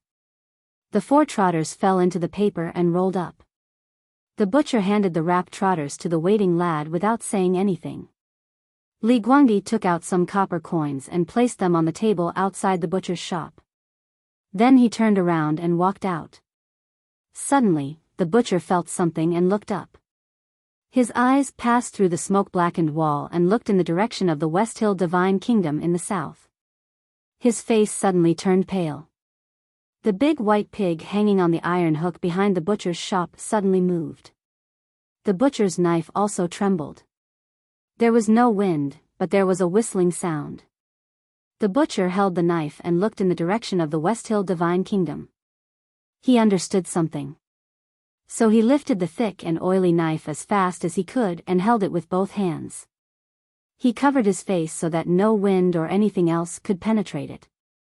The big white pig hanging on the iron hook was still swaying. The blood in the pig's abdomen was shaken out and dripped to the ground. It sounded like a clock. Time passed slowly. Nothing happened. The butcher squatted in the corner with his back bent. He held the thick knife with both hands and covered his face, like a turtle hiding in its shell. Outside the butcher's shop, Li Guangdi and Zhang Nianzu walked toward the calligraphy and painting shop. If they got closer, they could hear one of them mumbling something, as if he was memorizing something. Zhang Nianzu asked nervously, "Did you see anything wrong?" "Don't talk." Li Guangdi looked very nervous. He stared at him and said, "And don't think about taking notes and paper. Just remember it with your brain." Zhang Nianzu shut his mouth tightly and didn't say anything else. Li Guangdi recalled the scene he had seen and guessed that the butcher's weakness was his face. The 4 pig trotters wrapped in yellow straw paper were swinging in the hands of the 2 lads. They looked no different from the human arms cut off by the butcher. In the front yard of Peach Mountain, thousands of miles away. Ning Ke's iron arrow was no longer aimed at the small town at the border of Song and Yen, but at the northwest. The drunkard and the butcher were in that small town. They were the Academy's most feared opponents and also the biggest threat to Chang and city. He really wanted to see if he could kill them.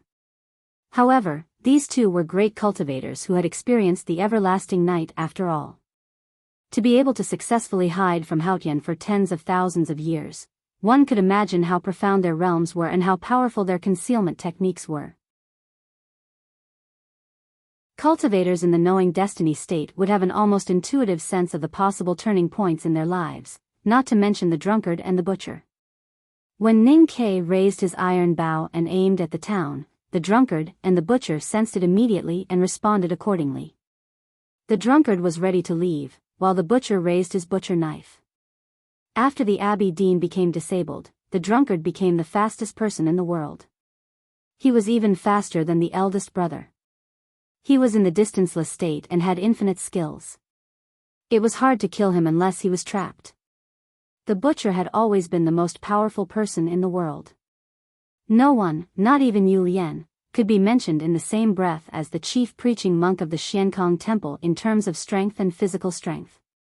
The drunkard was ready to leave, and the butcher raised his knife. Ning Ke's primordial 13 arrows could not kill them. Since it could not kill them, he could not shoot them. It was not because he had too few iron arrows and they were too precious. For the Academy, they were willing to pay any price if they could kill the drunkard and the butcher. The reason why Ning Kai did not shoot them was simple. Since he could not kill them, he would not shoot them. He seldom did things that he was not absolutely sure of and that required great risks. The so-called risk, of course, was not to kill them but to anger them. He could not help but feel a little regretful, but not too much. Because the academy had always wanted to try, but they had never lost their cool. It was a wish, but not an ambition. And the academy had already made arrangements for the drunkard and the butcher. The iron arrow in Ning Kai's hand was aimed at the northwest, which should be Qinghe Prefecture. As the iron arrow moved slowly, the atmosphere in the front yard of Peach Mountain became more and more tense. Until then, no one knew who he was going to shoot. In fact, even Ning Kai himself did not know. In his perception, Qinghe Prefecture was just an inconspicuous area in the vast sea of the human world. There was no bright spot there. Suddenly, a spot of light appeared in his eyes. So he loosened the bowstring. Jun Mo and Mu Yu stood by the Fuchin River, looking at the magnificent gardens across the river. After a long silence, he asked, "Do you understand?" Mu Yu took out the embroidery needle from the cloth and said, "It's a bit troublesome, but not difficult." Jun Mo said, "Then let's go." Mu Yu listened to the chanting from across the river. She frowned and said, "Youngest brother's plan has nothing to do with the two of us." Jun Mo said, "He underestimated the warlords. Wang Jinglu could not have done it." In the original plan of the academy, Ning Kai would go to the West Hill, eldest brother would go to the small town, and second brother, who was seriously injured in the Verdant Canyon, should stay in Cheng and to ensure the safety of the rear. But now he was in Qinghe Prefecture, which meant that the academy was empty. At this time, Wang Jinglu was in the Chui Garden by the Fuchin River.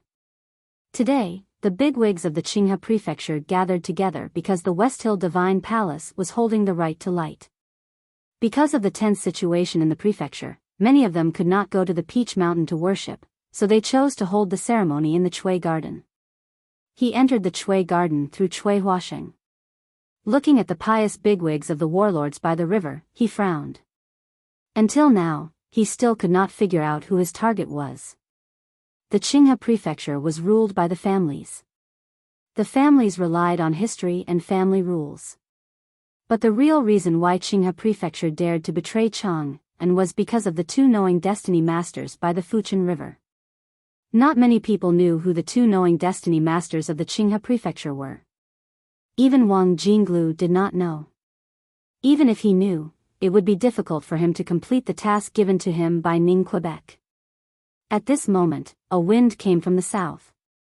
The wind was not as wet as the great swamp. The few cultivators in the garden felt a sense of holiness. The autumn flowers by the river were covered with a faint luster, looking especially holy. There was an old man under the roofed corridor. He was an unknown person from the branch of the Song family. He was already old and had been dozing off. But now he suddenly opened his eyes.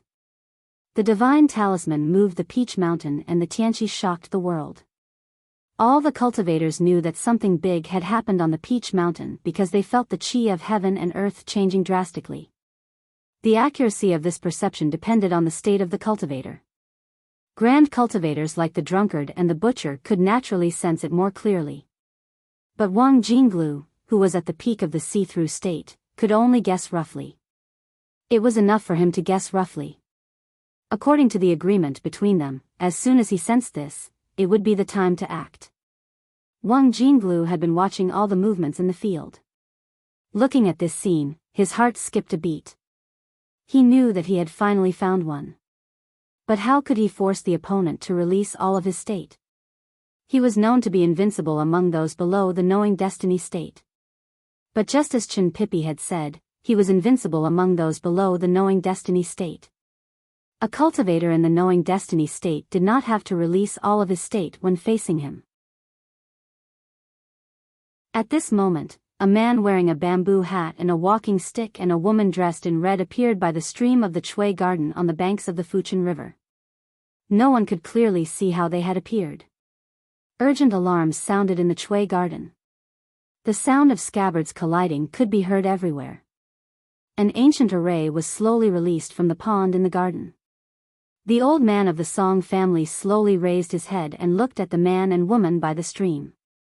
Jun Mo did not look at the old man of the Song family. Although he knew that the old man was one of the knowing destiny state that his younger brother was looking for, he was not the one he was looking for. The one he was looking for was even more powerful. The Chui family of Ruyang was the head of the 7 families in Qinghe County. The Chui garden was their property. The head of the family, Chui Shi, was naturally the one with the highest status. But today, in the Chui garden, he could only stand. Because Elder Chui was sitting, he, as his son, could only stand. Elder Chui had once been a grand secretary in Chang'an and a prime minister. When he retired, he was given the title of grand tutor. That was why he sat in the grand tutor's chair and drank grand secretary's tea. Looking at the man and woman by the stream, Elder Chui slowly put down the tea in his hand. His face revealed a complicated expression. There was some confusion, some fear, and some mockery. Seeing the man's empty sleeves, he knew the man's identity. Elder Chui did not expect that the academy would disregard the agreement with the West Hill Divine Palace and send someone to Qinghe County. He did not expect it to be this person. In a very short time, he woke up from his confusion. He remembered that the headmaster he feared the most had already ascended to heaven. The academy was no longer the academy of the past.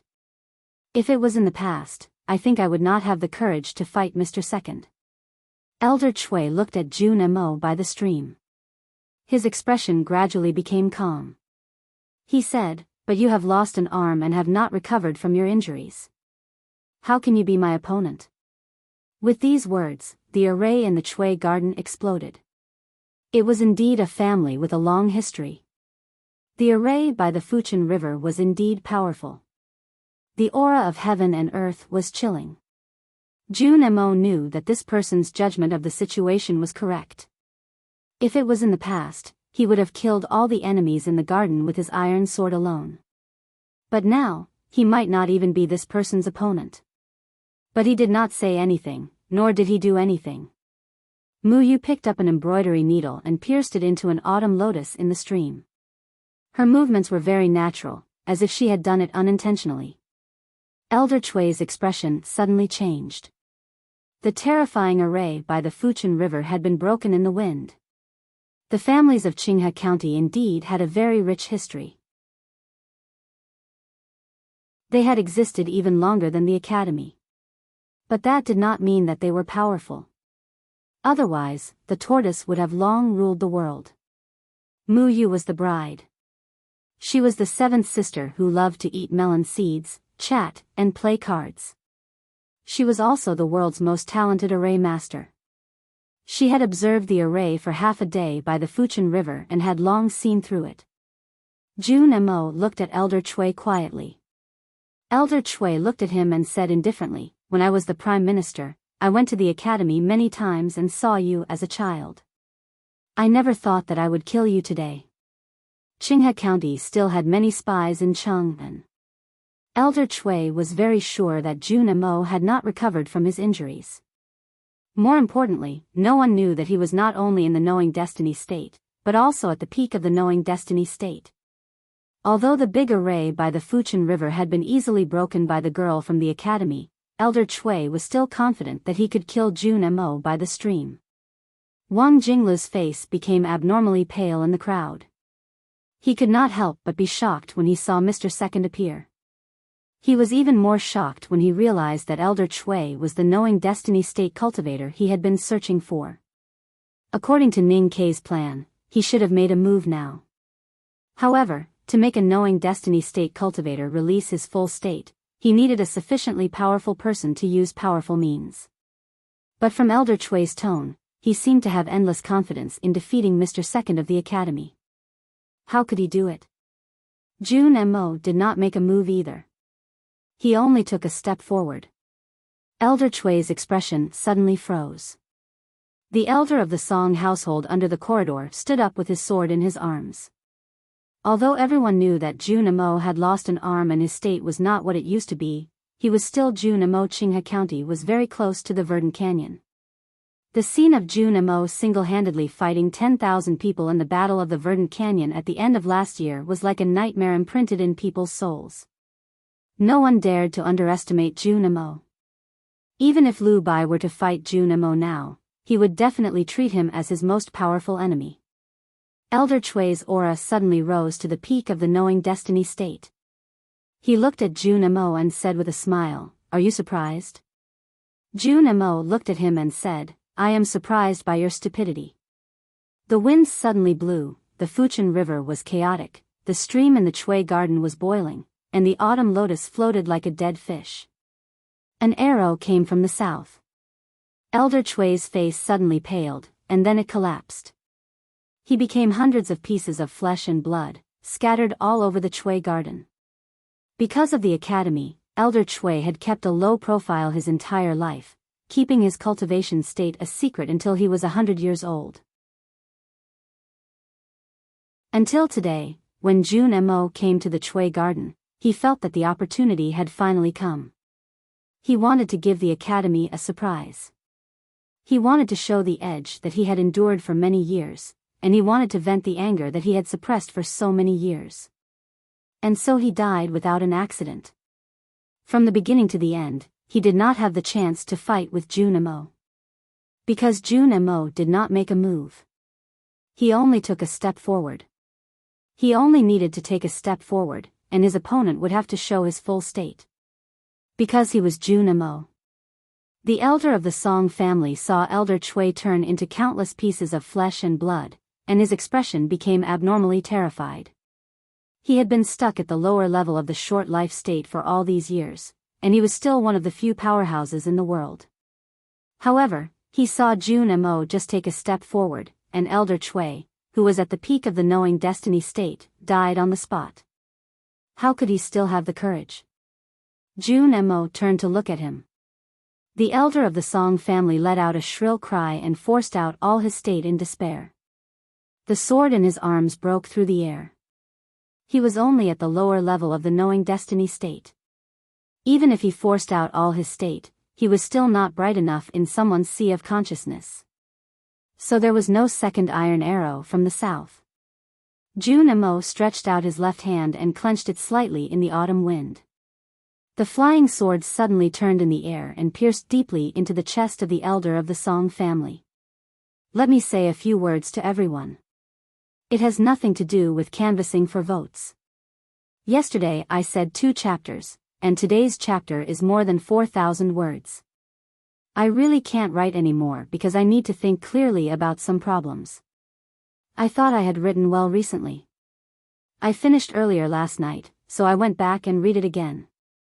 In the end, I found that many of the chapters were terrible, really terrible, and I couldn't even find an excuse.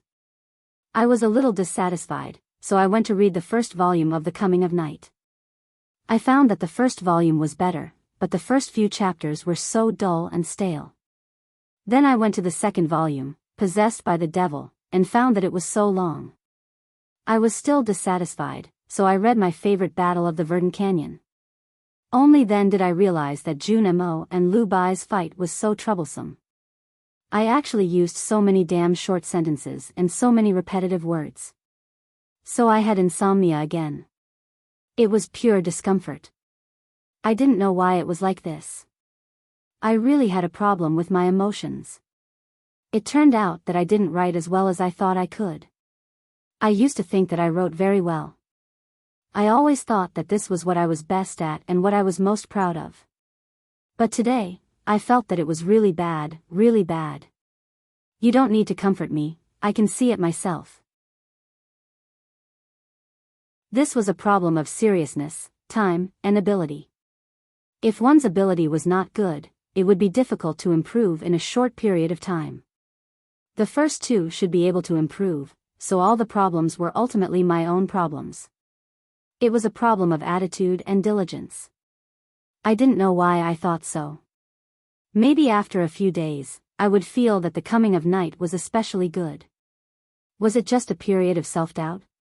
But I was really depressed. I felt that it was really bad, and I didn't want it to be like this. Tomorrow was the 4th of Saturday. Originally, I thought that it would be double, so I wanted to postpone my leave until later.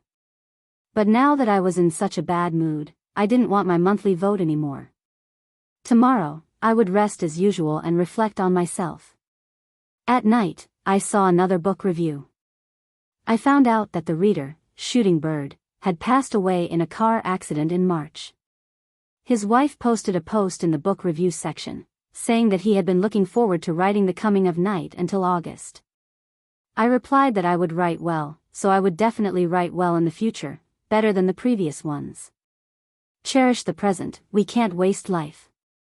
May he rest in peace, and may his wife live a happy life. To be continued. If you like this work, please come to Chidien.com to vote for me. Your support is my greatest motivation.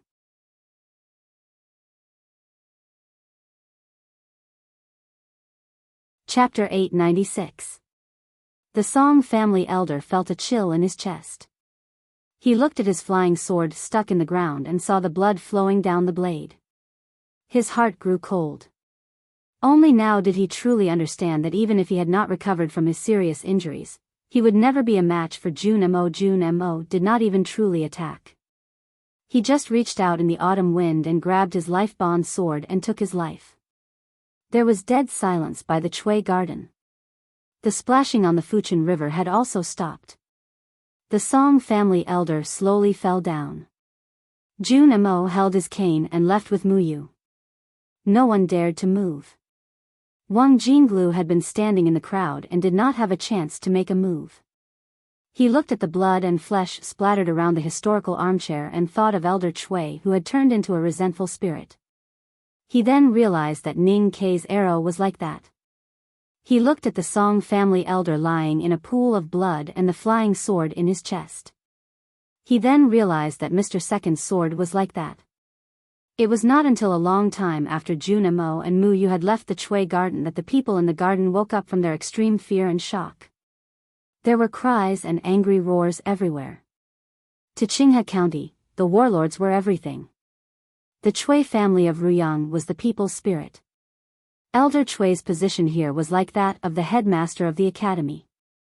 Now that Elder Chui, whom everyone relied on, had turned into a pile of flesh and blood without doing anything, how could they not be afraid? The news of Elder Chui's death quickly spread throughout Yangzhou City and entered thousands of households. Naturally, Chang'an also received news of the Kingdom of Wind. The Tang Imperial Court reacted very quickly. On that night, the Ministry of Works urgently transferred craftsmen from the 3 counties in the south and south, as well as soldiers from the neighboring states, to the north of the Verdant Canyon. Countless enemies were buried in the Verdant Canyon during the war last autumn. The official road was blocked by huge rocks and was extremely difficult to walk on. The Imperial Court had spent more than half a year clearing a small path. However, with the arrival of tens of thousands of craftsmen and soldiers, the clearing speed suddenly increased. Based on the current speed, it would only take a few months at most for Chang'an to complete the initial cleanup and restoration work. This also meant that the Tang Empire's iron cavalry would only need a few months to pass through the Verdant Canyon and rush south. Like an iron current, they would directly drown Qinghe Prefecture. The nobles and people in Qinghe Prefecture did not know what was happening in the north of the Verdant Canyon, but they knew very well what old Master Chui's death meant to them. The treaty between the Tang Empire and the West Hill Divine Palace had become a waste paper. The Tang Empire's army could appear in Qinghe Prefecture at any time. The terrifying pressure from the north was like a low-level dark cloud, pressing down on the people of Qinghe Prefecture and making it difficult for them to breathe. They could not understand why the Tang Empire did not seem to need a breather after having just experienced an extremely tragic war to defend their country. They wanted to tear up the peace treaty so quickly. The chaos in Qinghe County had already appeared, and it was impossible for it to calm down. Wang Jinglu did not leave Yangzhou City because he wanted to wait for Chui Huaxing here. Most importantly, he was responsible for receiving the cultivators from the Imperial Center Administration and military spies who were constantly sneaking into Qinghe Prefecture from the Tang Empire. Then, He would use these forces to help Cui Huaxing occupy a better position in the chaos of Qinghe Prefecture. A cylindrical passageway appeared in the air above the front yard of Peach Mountain. After images of turbulence lingered in this passageway, making the passageway even clearer. This was the trace left by the iron arrow, which was also the path of the arrow. Ning Ke stood in front of the altar, holding the bow in his left hand and holding the arrow with his right hand. He was still in the posture of the moment when he released the bowstring, as stable as a wooden statue. The prayers had stopped. The tens of thousands of people in the front yard looked at him nervously. No one spoke, as if they had also become wooden statues. No one knew where Ning Ke's iron arrow had gone, but they knew that someone had definitely died. They did not see the real ending, but they already knew the ending, which made them extremely terrified. Ning Ke put the iron bow back on his shoulder and looked back at the divine hall of light on the top of Peach Mountain in silence. If the Haotian's divine power in his body dissipated, the divine talisman around the altar would also return to heaven and earth. Then, he would definitely die under the siege of those powerful cultivators. But he did not think about this. At this time, he had already completed the first half of the Academy's plan. His attention was now on the divine hall of light. He could vaguely feel the ending of the battle in the divine hall, and he knew that someone would definitely die. Just like how people on the front yard knew that someone would definitely die when they saw him shoot the arrow, now that someone had entered the divine hall of light, he would definitely die. This made him a little depressed. In this battle between heaven and man, the one who died was naturally heaven. Sang Sang looked at the boundless universe on the sword. In her eyes, there were stars vanishing and disappearing, sunrise and sunset, rising and falling tides, and countless seasons passing by in the human world.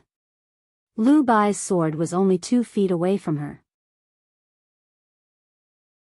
The rust on the sword was getting more and more severe, and its surface appeared to be an ominous gray color, which meant that the sword had completely rusted and was beginning to be weathered. The closer an object was to her body, the faster time flowed in the area where it was located, and the more severe the damage would be. Even a sword that could withstand countless years of wind and rain could not withstand it.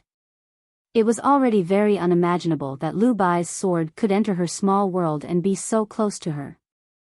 Common cultivation theories could not even explain it. His sword was the sword of the human world, with the spirit of the sword Garrett and the mortal world. But after all, it was not the human world itself. In the end, it still could not resist the passage of time. The rust seemed to be covered with white frost. Suddenly, it cracked, and then turned into green smoke and disappeared. The sword was destroyed, but the person was still there. His was the real sword. Lu Bai's eyes were unprecedentedly bright, even brighter than when he sensed the surging yellow river when he first entered the awareness state, and even brighter than when he comprehended the sword style of the great river on the cliff by the river. The moment he drew his sword, he knew that he could not win, but he did not give up. As he said, this was already his last interest in the human world. He wanted to see how close he could get to the sky, and whether he could touch the sky, or even use his sword to draw a mark in the sky that only belonged to him. Lu Bai's hand reached into Sung Sung's small world. His hand was very slender, and his fingers were slender. It was the hand that was most suitable to hold a sword in the human world. Every time he held the hilt of the sword seemed to be connected to his hand and could not be separated. At this moment, he did not hold the sword in his hand. His hand was the sharpest blade. He reached out to Sung Sung's face, as if he wanted to pass through the black hair on her cheek. His hand was getting closer and closer to her face. His fingernails gradually turned gray, and his skin gradually lost its elasticity. It became dry and wrinkled, and his sleeves quietly turned into ashes. Lu Bai continued forward. The mark of time moved up his forearm. The skin on his arm began to loosen, and like a dying old man, it was about to lose the luster of life. He continued forward. With the state of disdain for the human world, he fought the most silent and terrifying battle against the merciless time.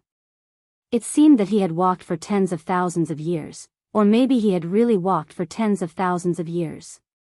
After a long time, Lu Bai finally reached Sang Sang and walked into her small world. So she was only a foot away from him. Regrettably, he was too weak to lift his hand and make the last stab. His white hair draped over his shoulders and withered like the grass covered with frost. The wrinkles on his face were as deep as the bluestone slabs in the east of Lingang. He had become an old man who was about to die. Sang Sang said, "You have lost." Lu Bai said in an old and tired voice, "You have lost." Sang Sang frowned slightly, not understanding what he meant. "I have left a sword in the human world. I hope that sword will not disappoint the human world." Lu Bai looked at her and said with a smile, "But it has nothing to do with the outcome of this battle." Sang Sang said, "How can you defeat me now?" Lu Bai took a few breaths and slowly raised his withered arm with difficulty. He touched between her eyebrows with the tip of his finger. It was not lethal, but more like a touch. In this world, there was no such thing as a man conquering the heavens. In fact, it had never happened before in the history that could be seen. However, for countless years, many people had fought for it. They wanted to win and show Haotian the power of the human world. But most of the time, they just wanted to prove to themselves and the human world that as long as you were willing to work hard, you could achieve what you wanted. Lu Bai was invincible in the human world. He came to Peach Mountain, entered the Divine Hall of Light, and challenged heaven to a battle. He did not think he could win, but he wanted to prove something.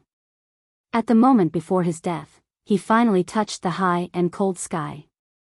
He had fulfilled his wish, and he saw his own great way. Sang Sang looked at the skinny arm in front of her and remained silent. Lu Bai's body was like a dried-up riverbed, turning into countless pieces of dry soil. He collapsed and fell to the ground with a rustling sound, turning into a pile of dust.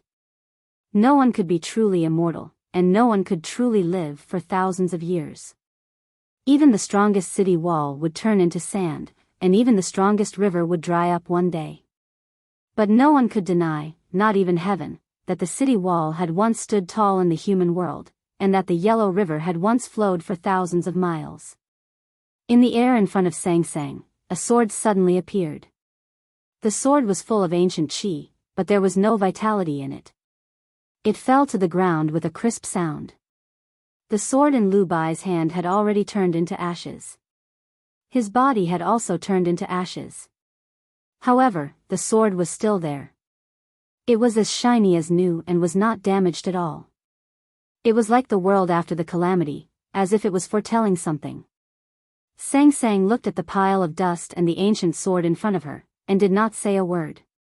This was the real meaning of her first attack in the human world. It seemed to be an understatement, but it turned the most powerful cultivator in the human world into dust. But her face was a little pale, not knowing whether it was because she was injured or because of other reasons. "I haven't slept for more than 30 hours. After updating, I'll go eat. After eating, I'll try to fall asleep. See you tomorrow. P.S. I've been strong before, so I should always be strong. Let's work hard together. To be continued.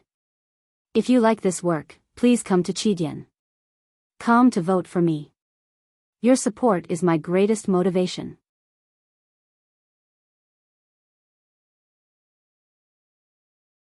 Chapter 897. A gust of wind blew in the Divine Hall of Light. The wind was gentle, like a pair of invisible hands, picking up the ashes on the ground and slowly walking out of the Divine Hall. Sang Sang walked with the ashes and left the balcony. She slowly walked to the cliff yard outside the Divine Hall and looked down at the snow-like ashes falling from the sky. The front yard of Peach Mountain was in chaos. The offerings for the right to light had disappeared. Dozens of divine talismans were clearly visible on the array of clear light. Ning Ke had done a lot. She looked at the figure in front of the altar and could no longer control her anger. So the cool breeze in the mountains suddenly became violent, whistling from the Divine Hall to all directions of the human world. Autumn in Lingang, the capital of South Jin Kingdom, was not so clear. Instead, people were suffering from the autumn rain. The streets and alleys where the poor lived in the eastern city were even dirtier because of the autumn rain. The dirty water over the broken bricks gave off an unpleasant smell, even worse than the toilet under the curtain. Suddenly, a breeze came from the south and howled through the alleys, sweeping away the unpleasant smell. Yi Su was checking the abandoned waterways with a dozen students, making arrangements for the renovation and maintenance after winter. He looked back in the direction of the West Hill Divine Kingdom and sensed something. He looked at the gentle breeze lingering in the streets and said emotionally, "You really saw it." He said this to his old friend who had left the human world. Before Lu Bai left Lingang, Yi Su had hoped that Lu Bai could see the Great Way. Lu Bai saw it, so he was very happy. Autumn in Fuchun River was so charming. The autumn trees by the bank were changing colors, reflecting in the clear water. It was as if the water was dazzling. Jun Mo and Mu Yu walked out of the Chui garden and suddenly felt the wind was getting stronger. He walked to the bank and looked at the broken reflections. After a long silence, he said, "I'm going on a long journey." He felt that Lu Bai had left the human world. So did Mu Yu. But she didn't understand why Jun Mo would make arrangements for Lu Bai's departure. "Where are you going?" she asked, looking a little uneasy. "I want to go to Xiankong Temple. Since I want to learn Buddhism, I have to go there," Jun Mo said. Looking at her expression, he continued, "I will only cultivate Buddhism, not become a monk." Mu Yu asked, "Why did you make such a decision?" Jun Mo said, "She's too powerful. Junior brother may not be able to control her." Mu Yu looked at him and asked, "Actually, you just envy Lu Bai?" Jun Mo said, "Yes, I envy him. But Yi Su and I were in the sword he stabbed at Haotian today, so I'm very grateful to him." In autumn, the wilderness had long been cold. The wind blowing in the desolate wilderness seemed to be filtered by ice and snow. Once it touched the body, it felt cold like needles piercing into the bones. Tang Lu puffed out her chest, but she didn't feel anything. She was still continuing the unfinished conversation with her teacher in the carriage on her shoulder. Even if Lu Bai's sword can make her emotional, what's the point of being emotional? If she's sentimental, junior brother will have a chance.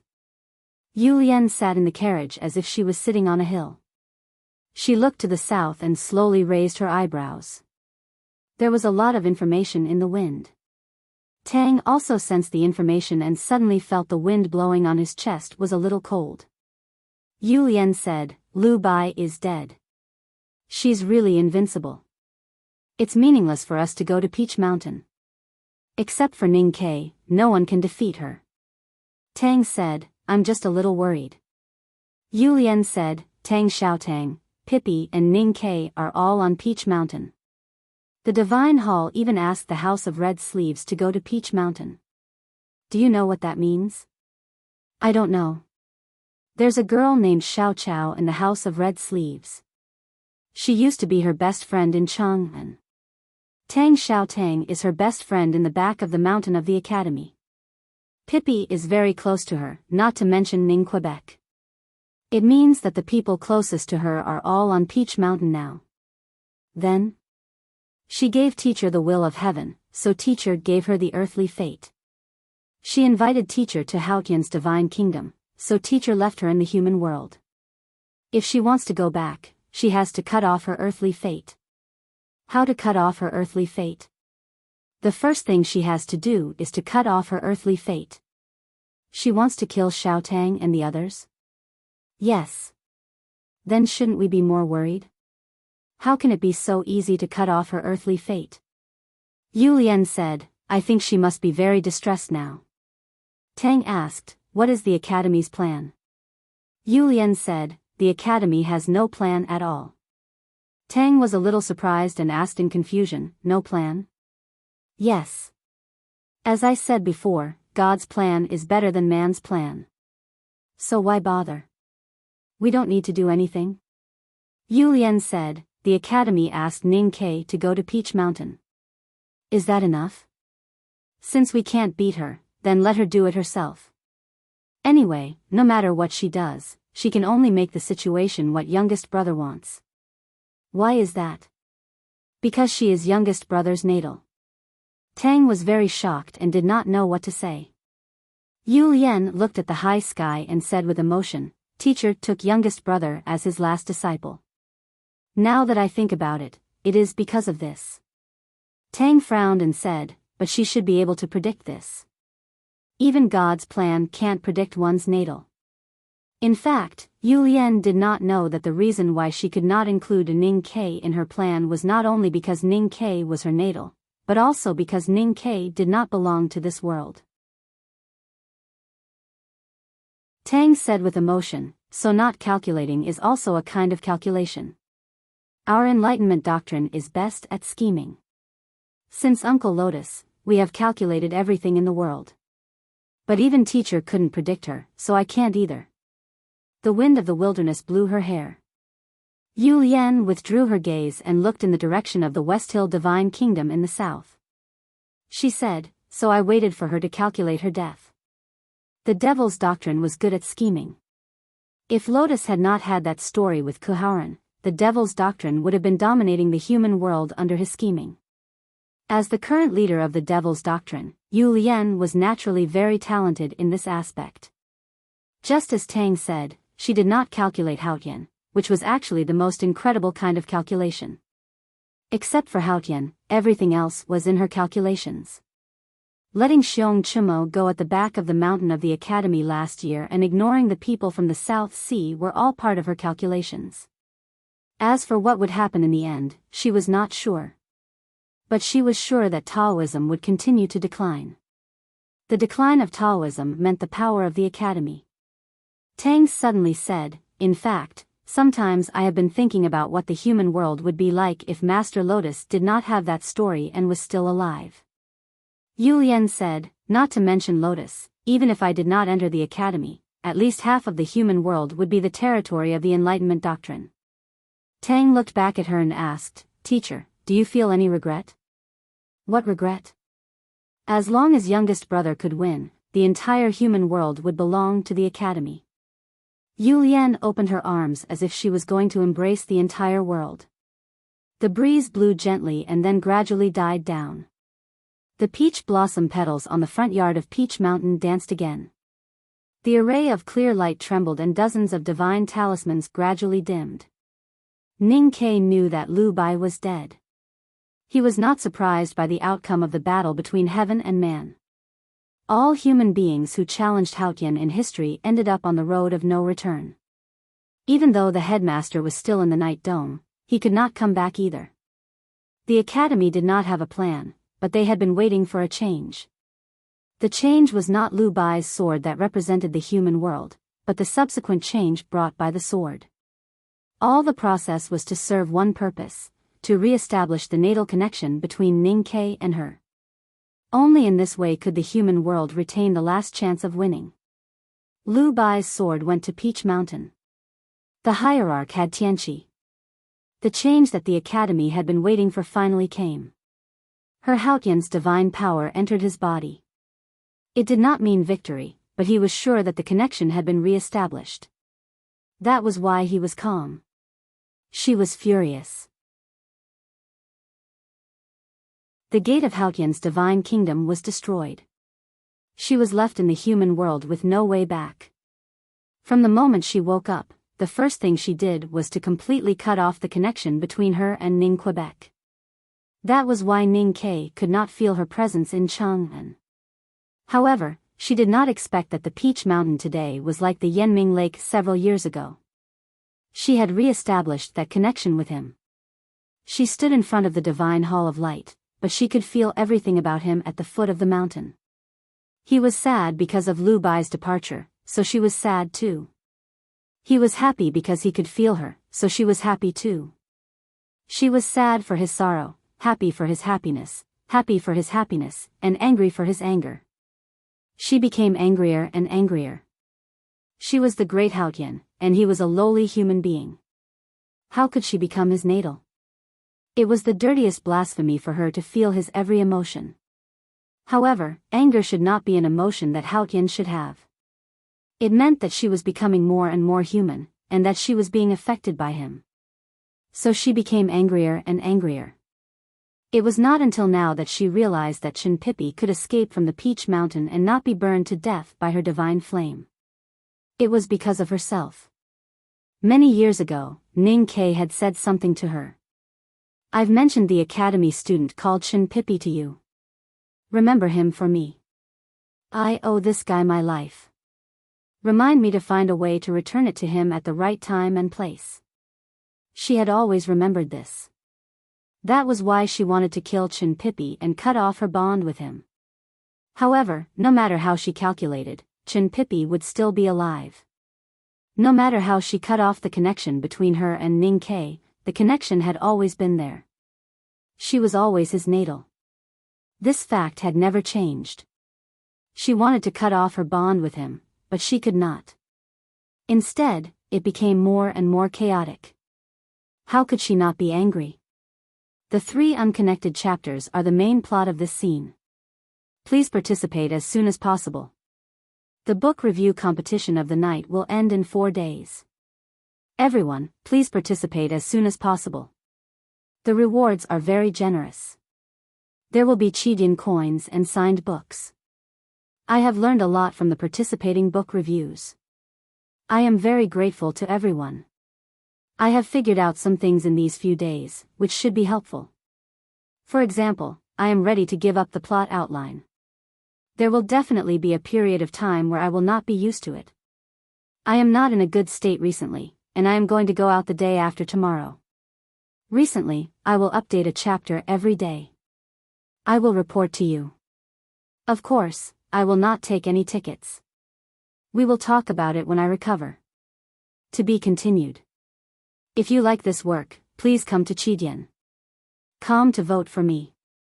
Your support is my biggest motivation.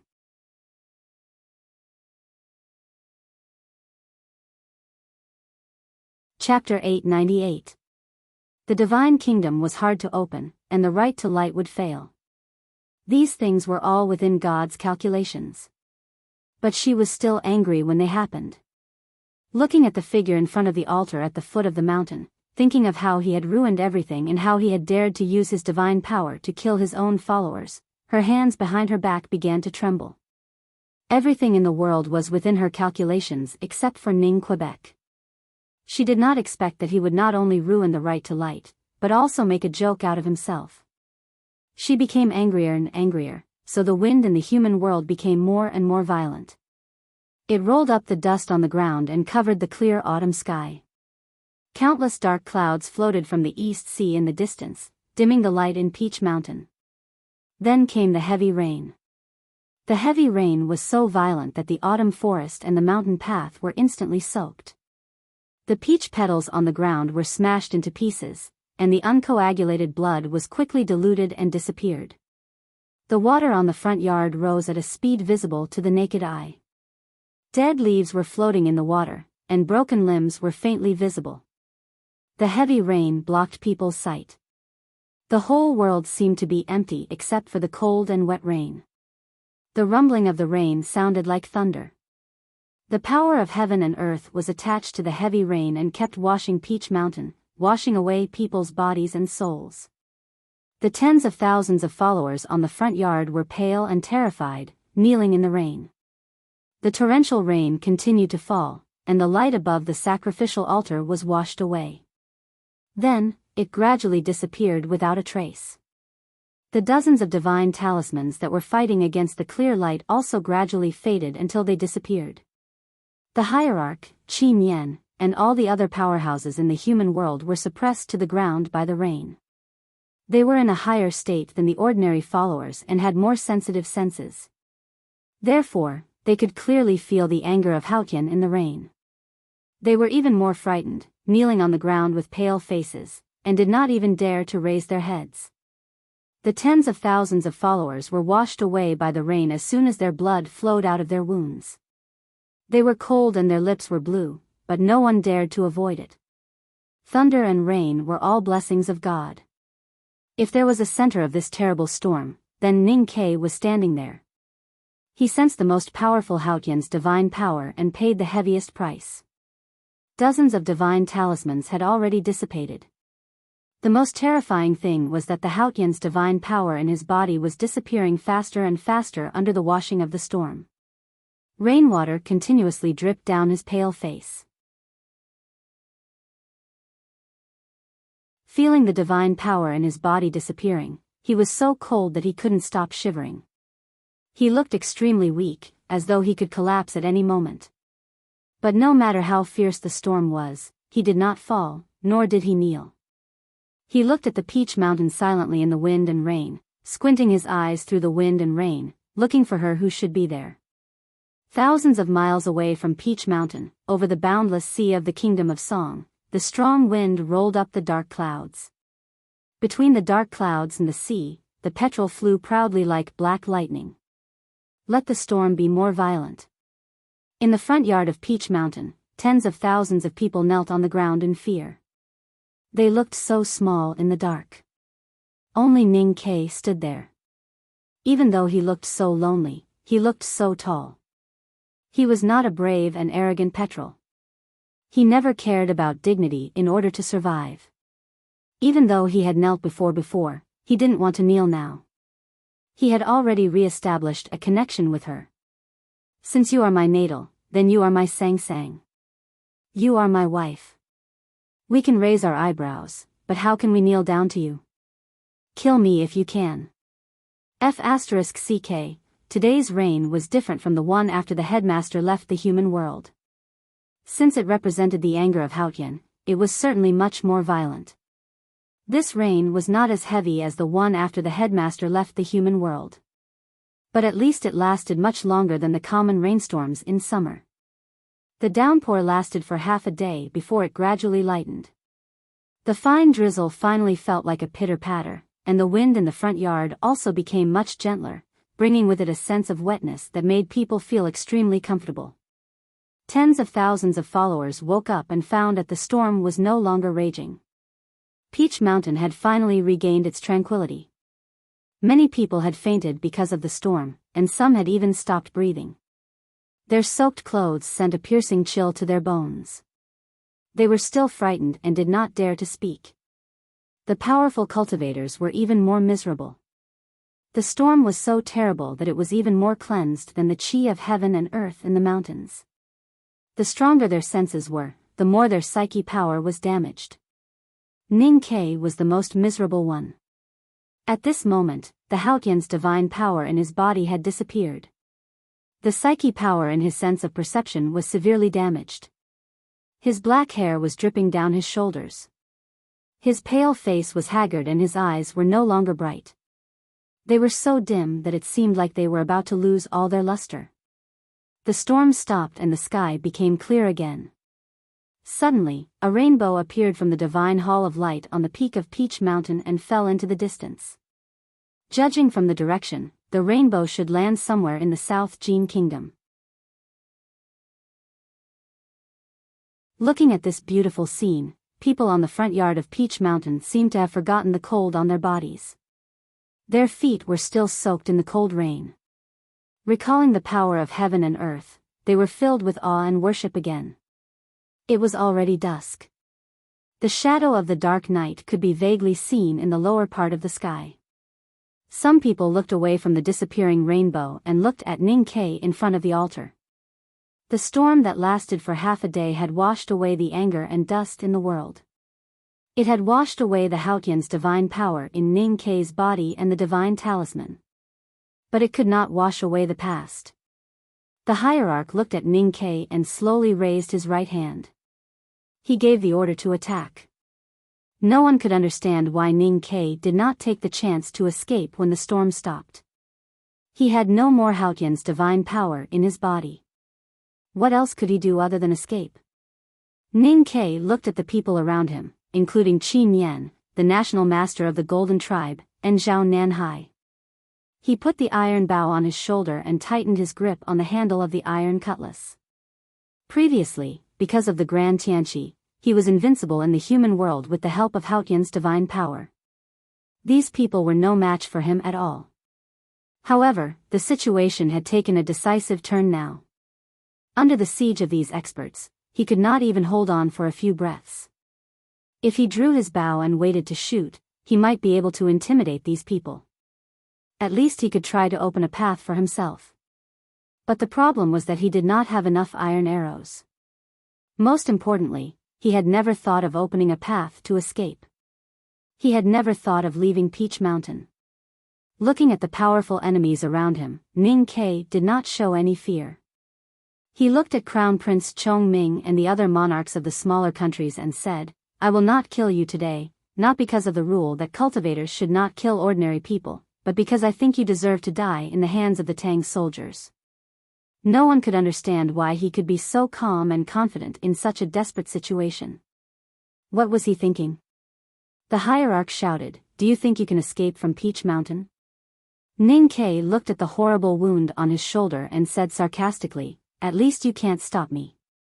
The hierarch calmed down and said coldly, "In front of you is a dead end." Ning Ke said, "No way out is a dead end." The hierarch asked, "Where is your way out?" At this time, the national master of the Golden Tribe and the others had blocked all the paths in the front yard. No matter who they were, Ning Ke would not be able to defeat them under normal circumstances.